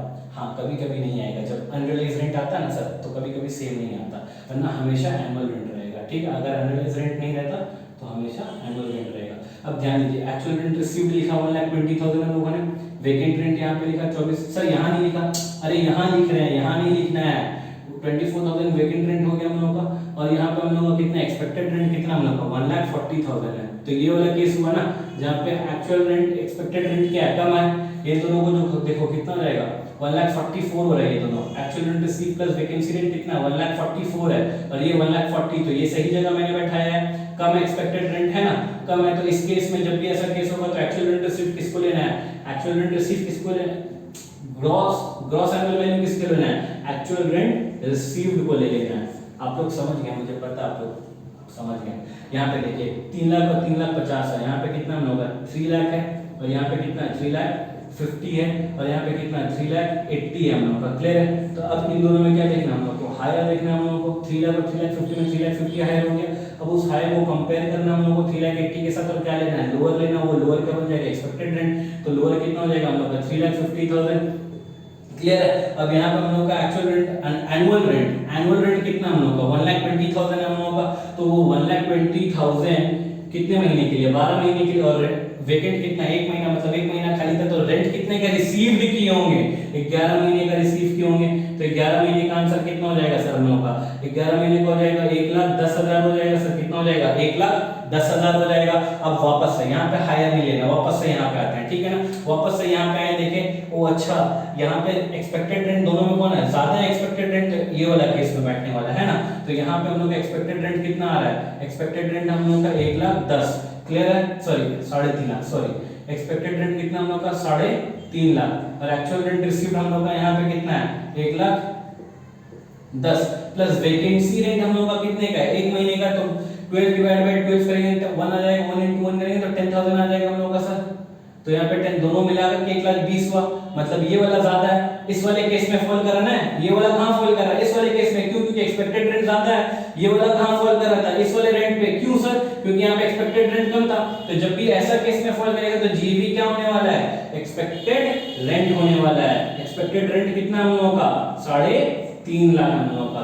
सर वो कमाया 1,10,000 है, टैक्स उसको 3.5 लाख में देना पड़ेगा, 100 पे से 3.5 लाख पे देना पड़ेगा, ठीक है ना, क्यों सर, क्योंकि नोशनल वाला कॉन्सेप्ट चल रहा है ना यहाँ पे। हो सकता है आपने कम ही भाड़ा पे लगाया होगा, ज्यादा भाड़े पे लगाया होगा, आप दिखा कम रहे हो सकता है ना, ठीक है सर। लास्ट वाला टॉपिक देखो, लास्ट वाला टॉपिक देखो, यहाँ पे 3 लाख है, यहाँ पे 3,50,000 है, यहाँ पे 3 लाख है, क्लियर है। तो इन दोनों में क्या लेना, हायर लेना है, जल्दी करते हैं। इन दोनों में क्या करना है, लोअर लेना, वो लोअर क्या जाएगा, एक्सपेक्टेड रेंट हो जाएगा 3.5 लाख और 3.5 लाख, 3.5 लाख हायर हो गया, 3.5 लाख और 3 लाख में लोअर कौन सा हो जाएगा, 3 लाख हो जाएगा, तो ये 3 लाख हो गया। अब एक्चुअल रेंट रिसीव्ड इसका कितना है, एनुअल रेंट कितना है इसका, 3,60,000 है, और 1 महीने का हम लोगों का क्या हो जाएगा, यहाँ पे 1 महीने का क्या हम लोग वैकेंट है, तो हम लोग का यहाँ पे एक्चुअल रेंट रिसीव्ड कितना हो जाएगा, 3,60,000 डिवाइडेड बाय 12, क्योंकि एनुअल है तो 12 महीने का रिप्रेजेंट कर रहा है, हमको कितने महीने का चाहिए, 11 महीने का चाहिए, 11 महीने का चाहिए सर, कितने महीने का चाहिए, 11 महीने का चाहिए। तो कैलकुलेटर यूज कर लूं क्या, अगर आप बोलो तो मुझे तो लगता है 3,30,000 होना चाहिए, तो वैसे फिर भी मैं कैलकुलेटर यूज कर लेता हूं। 3,60,000 डिवाइडेड बाय 12 मल्टीप्लाई बाय 11, 3,30,000 हो रहा है, तो 3,30,000 आया सर हम लोगों का, क्लियर है, 3,30,000 आ गया। अब यहाँ पे देखो हम लोग कौन से इसमें बैठ रहा है, यहाँ पे 3,30,000 है, अब प्लस वैकेंसी रेंट कर देंगे जो कि कितना है हम लोग का, वैकेंसी रेंट कितने का, 1 महीने का, खाली था 1 महीने का, मतलब मेरा रेंट कितना नहीं कमा पाया, 30,000 का नहीं कमा पाए ना, 30,000 का नहीं कमा पाए, तो 3,60,000 है हम लोग का, और हम लोग का ये कितना है 3 लाख। तो कौन से केस में फॉल कर रहा है, ये कौन से केस में फॉल कर रहा है हम लोग का, इस वाले केस में फॉल कर रहा है। यहाँ पे एक्सपेक्टेड रेंट कितना हम लोग का 3 लाख है, और वो क्या है, लेस देन है किसके मुकाबले, एक्चुअल रेंट रिसीव्ड कितना है, 3,30,000 है, देख के ही लग रहा है 3,30,000 ज्यादा हम लोग का एक्सपेक्टेड रेंट का, मतलब ये वाले केस में आ गए हम लोग। यहाँ पे देख के लगा था कि annual rent actual rent received कम है, एक्सपेक्टेड रेंट ज्यादा, यहाँ आ गए थे, यहाँ पे देख के लगा था कि ये 1,20,000 और 1,40,000 है सर, यहाँ ज्यादा था, तो आप यहाँ पहले क्यों नहीं आए, तो यहाँ पे एक बार जोड़ देंगे ना, 1,20,000 में वैकेंसी जोड़े तो 1,44,000 पहुंच गया, क्लोज कॉल। तो यहाँ पे 1,40,000 वाला केस में आ गया, क्या दिक्कत है ये, और जब भी वैकेंसी आएगा ना सर ये चार्ट लिख देना आप, ठीक है ना। और 3 लाख हम लोगों का एक्सपेक्टेड रेंट है, वो लेस देन है किसके मुकाबले, 3,30,000 प्लस हम लोग यहाँ पे अगर वैकेंसी जोड़ देंगे जो कि 30 का हो जाएगा, तो अल्टीमेटली कितना निकल जाएगा, एनुअल रेंट निकल जाएगा 3,60,000 और 3 लाख। तो जब भी ऐसा केस होता है तो जीएवी क्या निकलेगा हम लोगों का, जीएवी एक्चुअल रेंट रिसीव्ड निकलता है, तो जीएवी क्या निकल जाएगा सर, एक्चुअल रेंट रिसीव्ड निकल जाएगा। बोला ना सर, ऐसा सोच लें क्या, ऐसा सोच लें क्या कि जो ज्यादा होगा हमेशा उसी के ऊपर टैक्स लगेगा, नहीं नहीं नहीं बाबू, ऐसा नहीं। देखो ये वाला केस देखो, ये वाला केस देखो, ये वाला बच्चा, ये वाला केस देखो, ये वाले केस में हम लोगों का एक्सपेक्टेड रेंट कितना था 1,40,000, लेकिन एक्चुअल रेंट रिसीव्ड कितना था 1,20,000, टैक्स किस पे दे रहे हैं 1,20,000 पे। ये मार्क करने वाली बात है, बात समझ में आया। तो इसीलिए वैकेंसी में रटना नहीं है कि सर जो ज्यादा होगा उसी को ले ले रहे, नहीं नहीं नहीं नहीं, मैंने बनाया सवाल इस तरीके से है, वैकेंसी सिर्फ यहीं पे काम आ रही है, वैकेंसी यहाँ पे काम भी नहीं आ रही है, ठीक है। वो उसका लॉजिक आपको आपके टीचर ने दिया, लेकिन मैं आपको समझा दिया हूं। ऐसे बोला ये जाता है, owing to such vacancy if actual rent received is lower than expected rent, then in that case actual rent received will be GAV। Law ये बोलता है owing to such vacancy, मतलब वैकेंसी के वजह से अगर आपका एक्चुअल रेंट रिसीव्ड कम हो जाता है एक्सपेक्टेड रेंट के मुकाबले, ठीक है, एक्सपेक्टेड रेंट है, एक्चुअल रेंट हम लोग का ज्यादा है, ठीक है ना, वैकेंसी की वजह से एक्चुअल रेंट रिसीव्ड कम हो जाता है, तो उस केस में एक्चुअल रेंट रिसीव्ड को ही हम लोग जीएवी मानते हैं। बात समझ में आई। यहाँ पे ये वही वाला केस है, यहाँ पे ये वही वाला केस है, क्लियर है। देखो 1,44,000 था ना, 1,44,000 था हम लोग का एक्चुअल रेंट रिसीव्ड, और एक्सपेक्टेड रेंट कितना था 1,40,000 था, 1,44,000 था, लेकिन वैकेंसी की वजह से 1,40,000 से कहां गया 1,20,000 पे आ गया। तो ये वाला लॉ बोलता है वैकेंसी यहाँ पे एप्लीकेबल होता है, वैकेंसी वाली बात है, लेकिन यहाँ पे वैकेंसी एप्लीकेबल नहीं होता। लेकिन फिर भी मैं इतना कौन याद रखेगा, तो इसलिए मैंने ये कॉन्सेप्ट ही दे दिया आपको, लॉजिक ही दे दिया, फॉर्मूला ही बना दिया। यहाँ पे देखिए वो कॉन्सेप्ट ही नहीं लग रहा है, देखिए यहाँ पे 1,20,000 हम लोग का एनुअल रेंट है ना, और हम लोग का एक्सपेक्टेड रेंट कितना है 3.5 लाख। 3.5 लाख एक्सपेक्टेड रेंट है, एनुअल रेंट कितना है 1,20,000। ये पहले से ही कम है, वैकेंसी की वजह से और कम हो गया।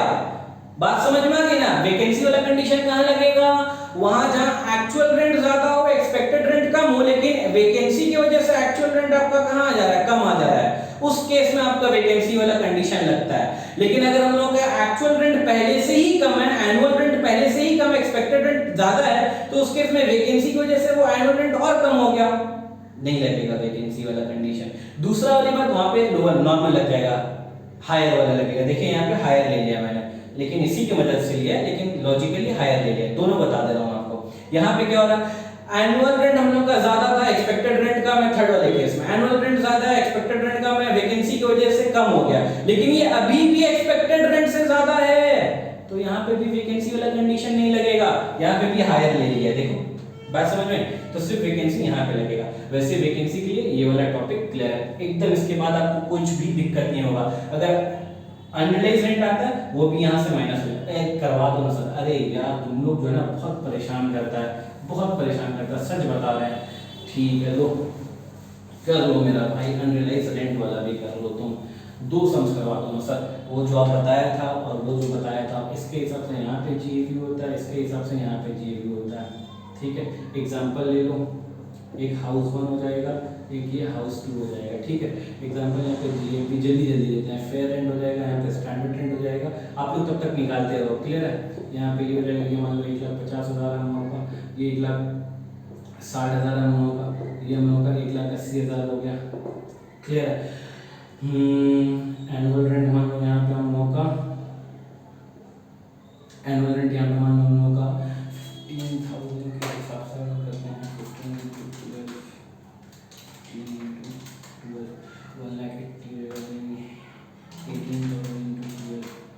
2,16,000 हो जाएगा। यहाँ पे 2,16,000 ले लो, ठीक है सर। और यहाँ पे वैकेंसी ले लो, यहाँ पे वैकेंसी ले लो, यहाँ पे 2 महीने का वैकेंसी ले लो, ठीक है सर।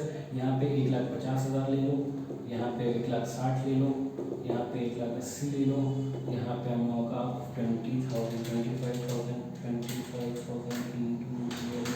3 लाख ले लो, यहाँ पे 3 लाख। यहाँ पे वैकेंसी आप ले लो 1 महीने का। अनरिलाइज रेंट तो लिखे नहीं है हमें, अनरिलाइज रेंट भी ले लो। यहाँ पे अमाउंट बता दे रहा हूँ मैं, यहाँ पे ले लो 10,000 रुपये, नहीं 20,000 ले लो। यहाँ पे कितना ले लो, 25 ले लो। यहाँ पे ले लो आप 20,000 रुपये। चलो जल्दी से निकालो, इसका क्या निकालना है, जीएवी निकालना है। सवाल में जैसे जीएवी बोल दिया निकालने के लिए, देखिए वैकेंसी है तो वैकेंसी में ये वाला याद करेंगे, क्या याद करेंगे, ये वाला याद करेंगे, क्लियर। तो कैसे निकलेगा, ये शॉर्टकट निकाल दे क्या, जीएमडी और फेयर रेंट में क्या लेना है हम लोगों को, हायर लेना है। हायर को किससे कंपेयर करेंगे, लोअर के साथ, और जो लोअर आएगा वो क्या हो जाएगा हम लोगों का, एक्सपेक्टेड रेंट हो जाएगा। एक्सपेक्टेड रेंट कितना निकल गया हम लोगों का, इन दोनों में 1,60,000 और 1,60,000 निकल जाएगा लोअर, क्लियर है। एक्चुअल रेंट रिसीव्ड लेना है, ठीक है ना, एक्चुअल रेंट रिसीव। बच्चे यहाँ कंफ्यूज होते हैं, डर जाते हैं, लेकिन मैं डराऊंगा नहीं, मैं इजी कर दूंगा। देखो एनुअल रेंट लिखा हुआ है हम लोग का 2,16,000, तो 2,16,000 ले लिया, डिवाइडेड बाय एनुअल का मतलब कितना होता है 12, तो डिवाइडेड बाय 12। वैकेंसी कितने के लिए था, 2 महीने के लिए, तो मतलब घर कितने पे भाड़ा में लगा होगा, कितने महीने के लिए भाड़ा में लगा होगा, 10 महीने के लिए भाड़ा में लगा होगा, क्लियर है। तो और उसके बाद इसमें से हम लोग का कुछ अनरिलाइज रेंट भी हुआ था, कुछ पैसा नहीं मिला था उस 10 महीने के भाड़ा में, उस 10 महीने में जो हम लोग भाड़ा लगाए थे उसमें से जो मिलना चाहिए था उसमें से भी 25,000 नहीं मिला, तो क्या हो जाएगा 2,16,000 डिवाइडेड बाय 12 मल्टीप्लाई बाय 10 कर देंगे, तो हम लोग का आ गया 1,80,000 माइनस 25,000 कर दिया, तो हम लोग का 1,55,000 आ गया। अब ध्यान दो यहाँ पे हम लोग एक्चुअल रेंट रिसीव्ड कितना, 1,55,000 बदल गया ना, यहाँ पे 1,55,000, यहाँ पे कितना हो गया 1,55,000 आ गया, ठीक है। और हम लोग का वैकेंसी रेंट लेना है, अनरिलाइज रेंट नहीं। वैकेंसी रेंट कितना हम लोग का 2 महीने का, तो 2,16,000 जो हम लोग किए थे अभी डिवाइडेड बाय 12 जो किए थे, तो इससे मंथली इनकम कितना आ रहा था 18, और 2 महीने का करेंगे तो कितना हो जाएगा 36। अगर हम लोग जोड़ देते हैं, अगर हम लोग 155 को जोड़ देते हैं 36 के साथ, तो 1,91,000 आता है। और हम लोग का यहाँ पे एक्सपेक्टेड रेंट कितना 1,60,000, मतलब इस वाले केस में फॉल कर रहा है, ये 1,91,000 आ रहा है, ये 1,60,000 के केस में फॉल कर रहा है। तो ऐसा वाला केस रहेगा तो उसमें जीएवी कौन लेता है, 1,55,000 को ले लेते हैं जीएवी, हम लोग 1,55,000 को ले लेते हैं, क्लियर है। और उसके बाद यहाँ वाला देख लो, ये वाले में हायर कौन हो जाएगा, ये हो जाएगा, और लोअर जो होगा वो क्या बन जाएगा, एक्सपेक्टेड रेट बन जाएगा हम लोग का, तो वो क्या हो जाएगा 1,60,000 बन जाएगा। क्लियर है। उसके बाद हम लोग का यहाँ पे एनुअल रेंट कितना, हम लोग का एनुअल रेंट 3 लाख हो गया, डिवाइड बाय 12 करेंगे हम लोग यहाँ पे 3 लाख एनुअल रेंट है। 12 महीने का रेंट कितना हो जाएगा, डिवाइड बाय 12 करेंगे पर मंथ का रेंट निकल जाएगा। 1 महीना वेकेंट है तो मतलब 11 महीने का हम लोगों का एक्चुअल रेंट मिला होगा, उसमें से भी हम लोगों का कितना पैसा खा गया सामने वाला टेनेंट, 20,000 रुपए खा गया। तो एक्चुअल रेंट रिसीव्ड कितना हुआ, 3 लाख डिवाइडेड बाय 12 करेंगे, 3 लाख डिवाइडेड बाय 12 किए 25,000 इंटू 11 किए 2,75,000 मिलना चाहिए था, उसमें से 20,000 खा गए तो मतलब 2,55,000 हमको मिला। क्लियर है, 2,55,000। यहाँ पे देख कर की लग रहा है कि हम लोग का ज्यादा है, ये हम लोग का क्या है ज्यादा है, और ये एक्सपेक्टेड रेट क्या हम लोग का कम है हम लोगों का। तो इस वाले केस में आएंगे, इस वाले केस में आएंगे, देखिए एक्सपेक्टेड रेंट कितना 1,60,000 इस वाले केस में आया हम लोग का। क्लियर, एक्चुअल रेंट रिसीव्ड कितना हम लोग का 2,50,000 है। देख के ही लग रहा है ज्यादा, वैकेंसी रेट निकालने की जरूरत ही नहीं है हम लोग को। तो आंसर क्या हो जाएगा हम लोग का, आंसर क्या हो जाएगा हम लोग का 2,55,000 वाला आंसर हो जाएगा, ज्यादा वाला आंसर हो जाएगा एक्चुअल रेंट रिसीव्ड। देखो यहाँ पे वैकेंसी के वजह से भी हम लोग का एनुअल एक्चुअल रेट क्या है ज्यादा है, तो यहाँ पे वैकेंसी का कंडीशन नहीं लगता, हायर ले लेते। लेकिन यहाँ पे वैकेंसी के वजह से, यहाँ पे वैकेंसी और अनलेस की वजह से हम लोग का ये कम हो गया, तो यहाँ पे वैकेंसी वाला कंडीशन लगता है। वैसे इतना कंडीशन मत सोचो, ये लॉजिकली जाओगे आप, तो ये मैंने आप लोगों के लिए तैयार किया, अगर आप इसके थ्रू जाओगे तो आपके लिए आसानी है। तो इस चैप्टर में, इस टॉपिक में कभी भी आपको दिक्कत नहीं होने वाला है। 1 सेकंड के लिए मैं खाली वीडियो चेक कर लेता हूँ कि बन रहा है या नहीं बन रहा है। अगर नहीं बन रहा होगा तो मेरे को कट करना पड़ेगा।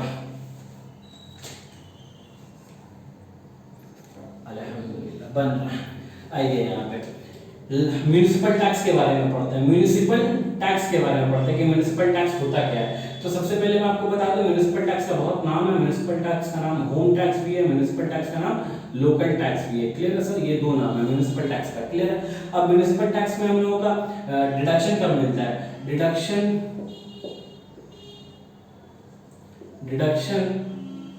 अलाउड ओनली सर ध्यान दीजिएगा, only if payment made by owner, तभी मिलेगा डिडक्शन।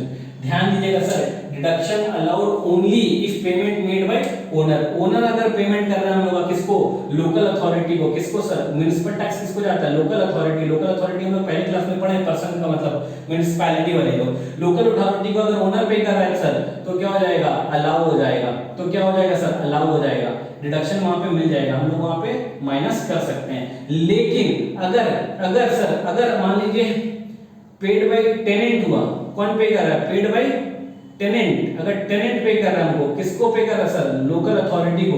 अगर टेनेंट खुद जाकर के पेमेंट कर दे रहा है, तो क्या वो डिडक्शन अलाउड होगा, वो अलाउड नहीं होगा, वो नॉट अलाउड है सर, वो नॉट अलाउड है, वो खर्चा अलाउड नहीं होगा। क्लियर है, पेड बाय टेनेंट। सर यहाँ पे वर्ड पेमेंट लिखा हुआ है, यहाँ पे वर्ड क्या लिखा हुआ, पेमेंट। अगर पे करेंगे, पेमेंट इंक्लूड्स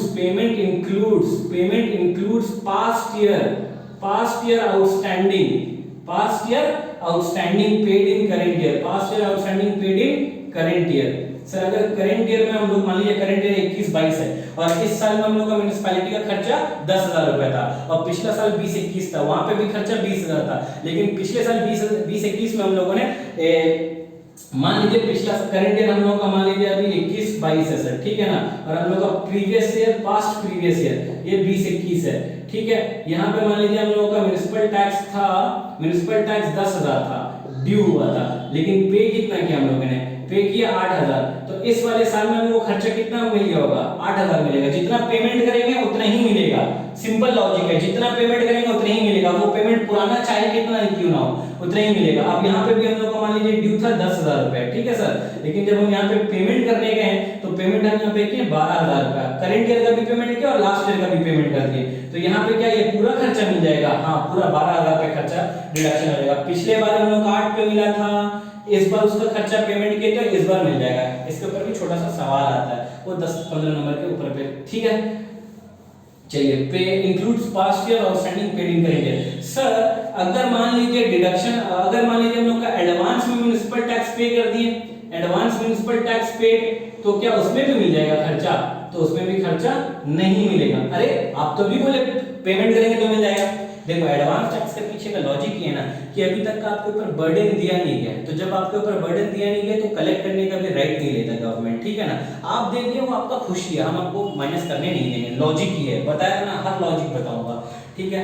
लास्ट यहाँ पे जो हम लोगों का पूछा जाता है जो इंपॉर्टेंट है, ठीक है, अगर हम लोगों का एक देखिए एक इंपॉर्टेंट है, कभी कभी क्या करता है म्युनिसिपल टैक्स समटाइम्स क्या करते हैं लोग परसेंटेज में दे देता है, क्वेश्चन में क्या होता है हम लोगों का परसेंटेज में दे देता है, किस में दे देता है परसेंटेज, तो ये परसेंटेज किसके ऊपर कैलकुलेट करना पड़ता है, नेट म्युनिसिपल वैल्यू के ऊपर कैलकुलेट करना पड़ता है, किसके ऊपर कैलकुलेट करना पड़ता है, नेट म्युनिसिपल वैल्यू के ऊपर कैलकुलेट करना पड़ता है ये परसेंटेज, क्लियर है। तो अब ये नेट म्युनिसिपल वैल्यू के ऊपर कैलकुलेट करना पड़ता है, तो नेट म्युनिसिपल वैल्यू का मतलब क्या होता है सर, तो नेट म्युनिसिपल वैल्यू का मतलब यहाँ पे अलग अलग होता है।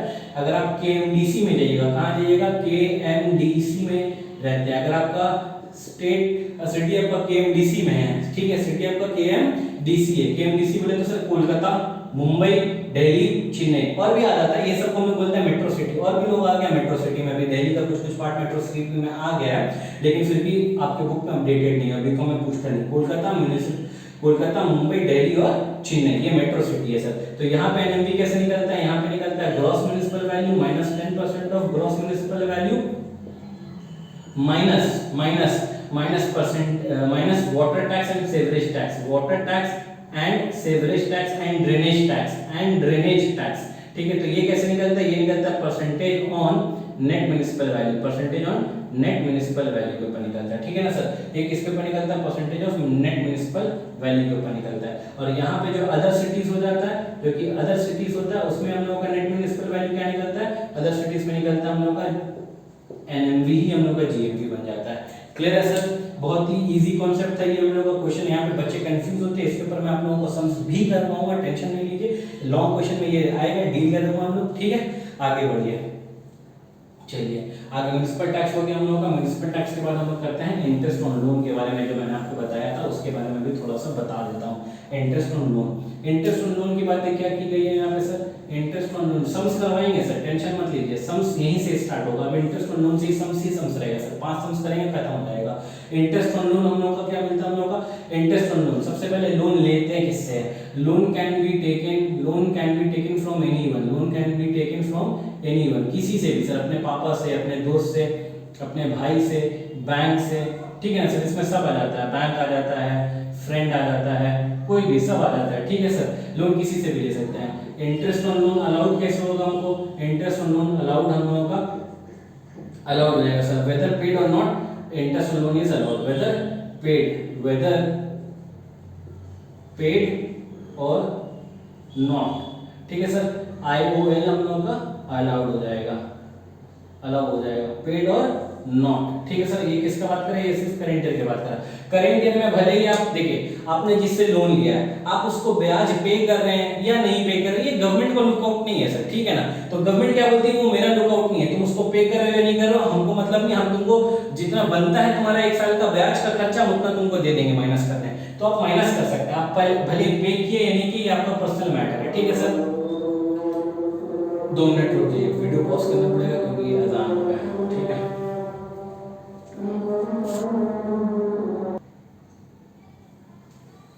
थैंक यू बच्चों वेट करने के लिए। वेदर पेड और not of last year, current year में आपका जो भी खर्चा आपने भले ही पेमेंट नहीं किया हो, डज नॉट मैटर, अलाउ हो जाएगा। कोई भी तरीके का एक्सपेंस आपने बियर किया, expense for arrangement of loan, होता है ना सर, कभी-कभी ब्रोकरेज देना पड़ता है, ये देना पड़ता है, तो उसके लिए वो खर्चा अलाउड होगा, गवर्नमेंट बोलता है नॉट अलाउड, बाबा वो सब अलाउड नहीं है, ब्याज अलाउड होगा, वो सब आपका पर्सनल अलाउड। और सर यहाँ पे लोन किस लिए ले सकते हैं, loan can taken for, loan हम लोग ले सकते हैं सर कंस्ट्रक्शन के लिए ले सकते हैं हम लोग, ठीक है, रिपेयर के लिए ले सकते हैं हम लोग, रेन्यूअल के लिए ले सकते हैं हम लोग, और हम लोग परचेज के लिए ले सकते हैं, उसी को एक्विजिशन बोलते हैं सर, ठीक है, रेनोवेशन के लिए भी ले सकते हैं हम लोग। बस इसी 4 चीज के लिए लेंगे, इसके अलावा किसी और चीज के लिए लेंगे, जैसे म्युनिसिपल टैक्स के लिए लोन लिए तो हम लोग का वो जो इंटरेस्ट पे करेंगे उसको वो अलाउड नहीं होगा। एक और चीज है सर मैं बताना चाहता हूँ, जिसमें बच्चे बहुत कंफ्यूज होते हैं, रटते हैं। देखिए ये थ्योरी है, ठीक है सर, 2 सेकंड लगेगा मेरे को समझाने में, एग्जाम में भले ही नहीं आए, लेकिन आप कॉन्सेप्ट जाने लगे ना तो आराम रहेगा। इंटरेस्ट और लोन के बारे में 2 बातें बोलती है, ये बोलती है कि अगर फ्रेश लोन लिया आपने, क्या लिया, फ्रेश लोन लिया टू रीपे प्रिंसिपल अमाउंट, क्या प्रिंसिपल, किसको पेमेंट करने के लिए, प्रिंसिपल अमाउंट को पेमेंट करने के लिए अगर आपने फ्रेश लोन लिया है, ठीक है सर। तो ये जो इंटरेस्ट रहेगा, interest on such fresh loan, ये जो फ्रेश लोन आपने लिया इसके ऊपर भी तो इंटरेस्ट लगेगा ना। ये वाले इंटरेस्ट जो आपने लिया कंस्ट्रक्शन के लिए ये तो अलाउड है, क्लियर है। लेकिन फ्रेश लोन लिया ताकि आप इसका लोन का प्रिंसिपल अमाउंट पे कर पाओ, तो क्या इसका interest on fresh loan allowed है? ये अलाउड है सर, ठीक है। लेकिन अगर आपने फ्रेश लोन लिया, आपने फ्रेश लोन लिया to repay interest, to repay interest, principal amount अगर आप इस बार नहीं पे कर रहे हो, आप क्या पे कर रहे हो? इंटरेस्ट पे कर रहे हो। अगर आप इंटरेस्ट पे कर रहे हो, इसका इंटरेस्ट पे करने के लिए आपने फ्रेश लोन ले लिया, तो इस फ्रेश लोन के ऊपर भी तो आपको ब्याज लगेगा ना सर। तो ये जो इंटरेस्ट ऑन फ्रेश लोन रहेगा, क्या इस इंटरेस्ट के ऊपर भी डिडक्शन मिलेगा? तो नॉट अलाउड। कंफ्यूजन क्लियर हो जाएगा, क्योंकि सर लोन रीपे करने के लिए आपने फ्रेश लोन लिया तो आपको उसके ऊपर इंटरेस्ट लग जाएगा। मेजर क्वेश्चन, इंटरेस्ट के लिए आपने अगर लोन लिया तो आपको नहीं मिलेगा, ठीक है। गेट आउट बोल देते हैं लोग। अब इंटरेस्ट लोन के ऊपर एक इंपॉर्टेंट बात बताने वाला हूँ, ये सवाल आता है और इस बार मुझे लगता है कि 5 नंबर या 3 नंबर में ये सवाल पूछेगा अलग से, मुझे ऐसा लगता है पर्सनली, ठीक है। ध्यान दीजिएगा, इंटरेस्ट ऑन लोन में क्या बोल रहा है। इंटरेस्ट ऑन लोन हमने आपको हाउस प्रॉपर्टी कितने बारे बताए? 2 होते हैं, देखिए क्या होता है। एक होता है लेट आउट, उसको deem to be let out हम बगल में लिख देते हैं, ठीक है।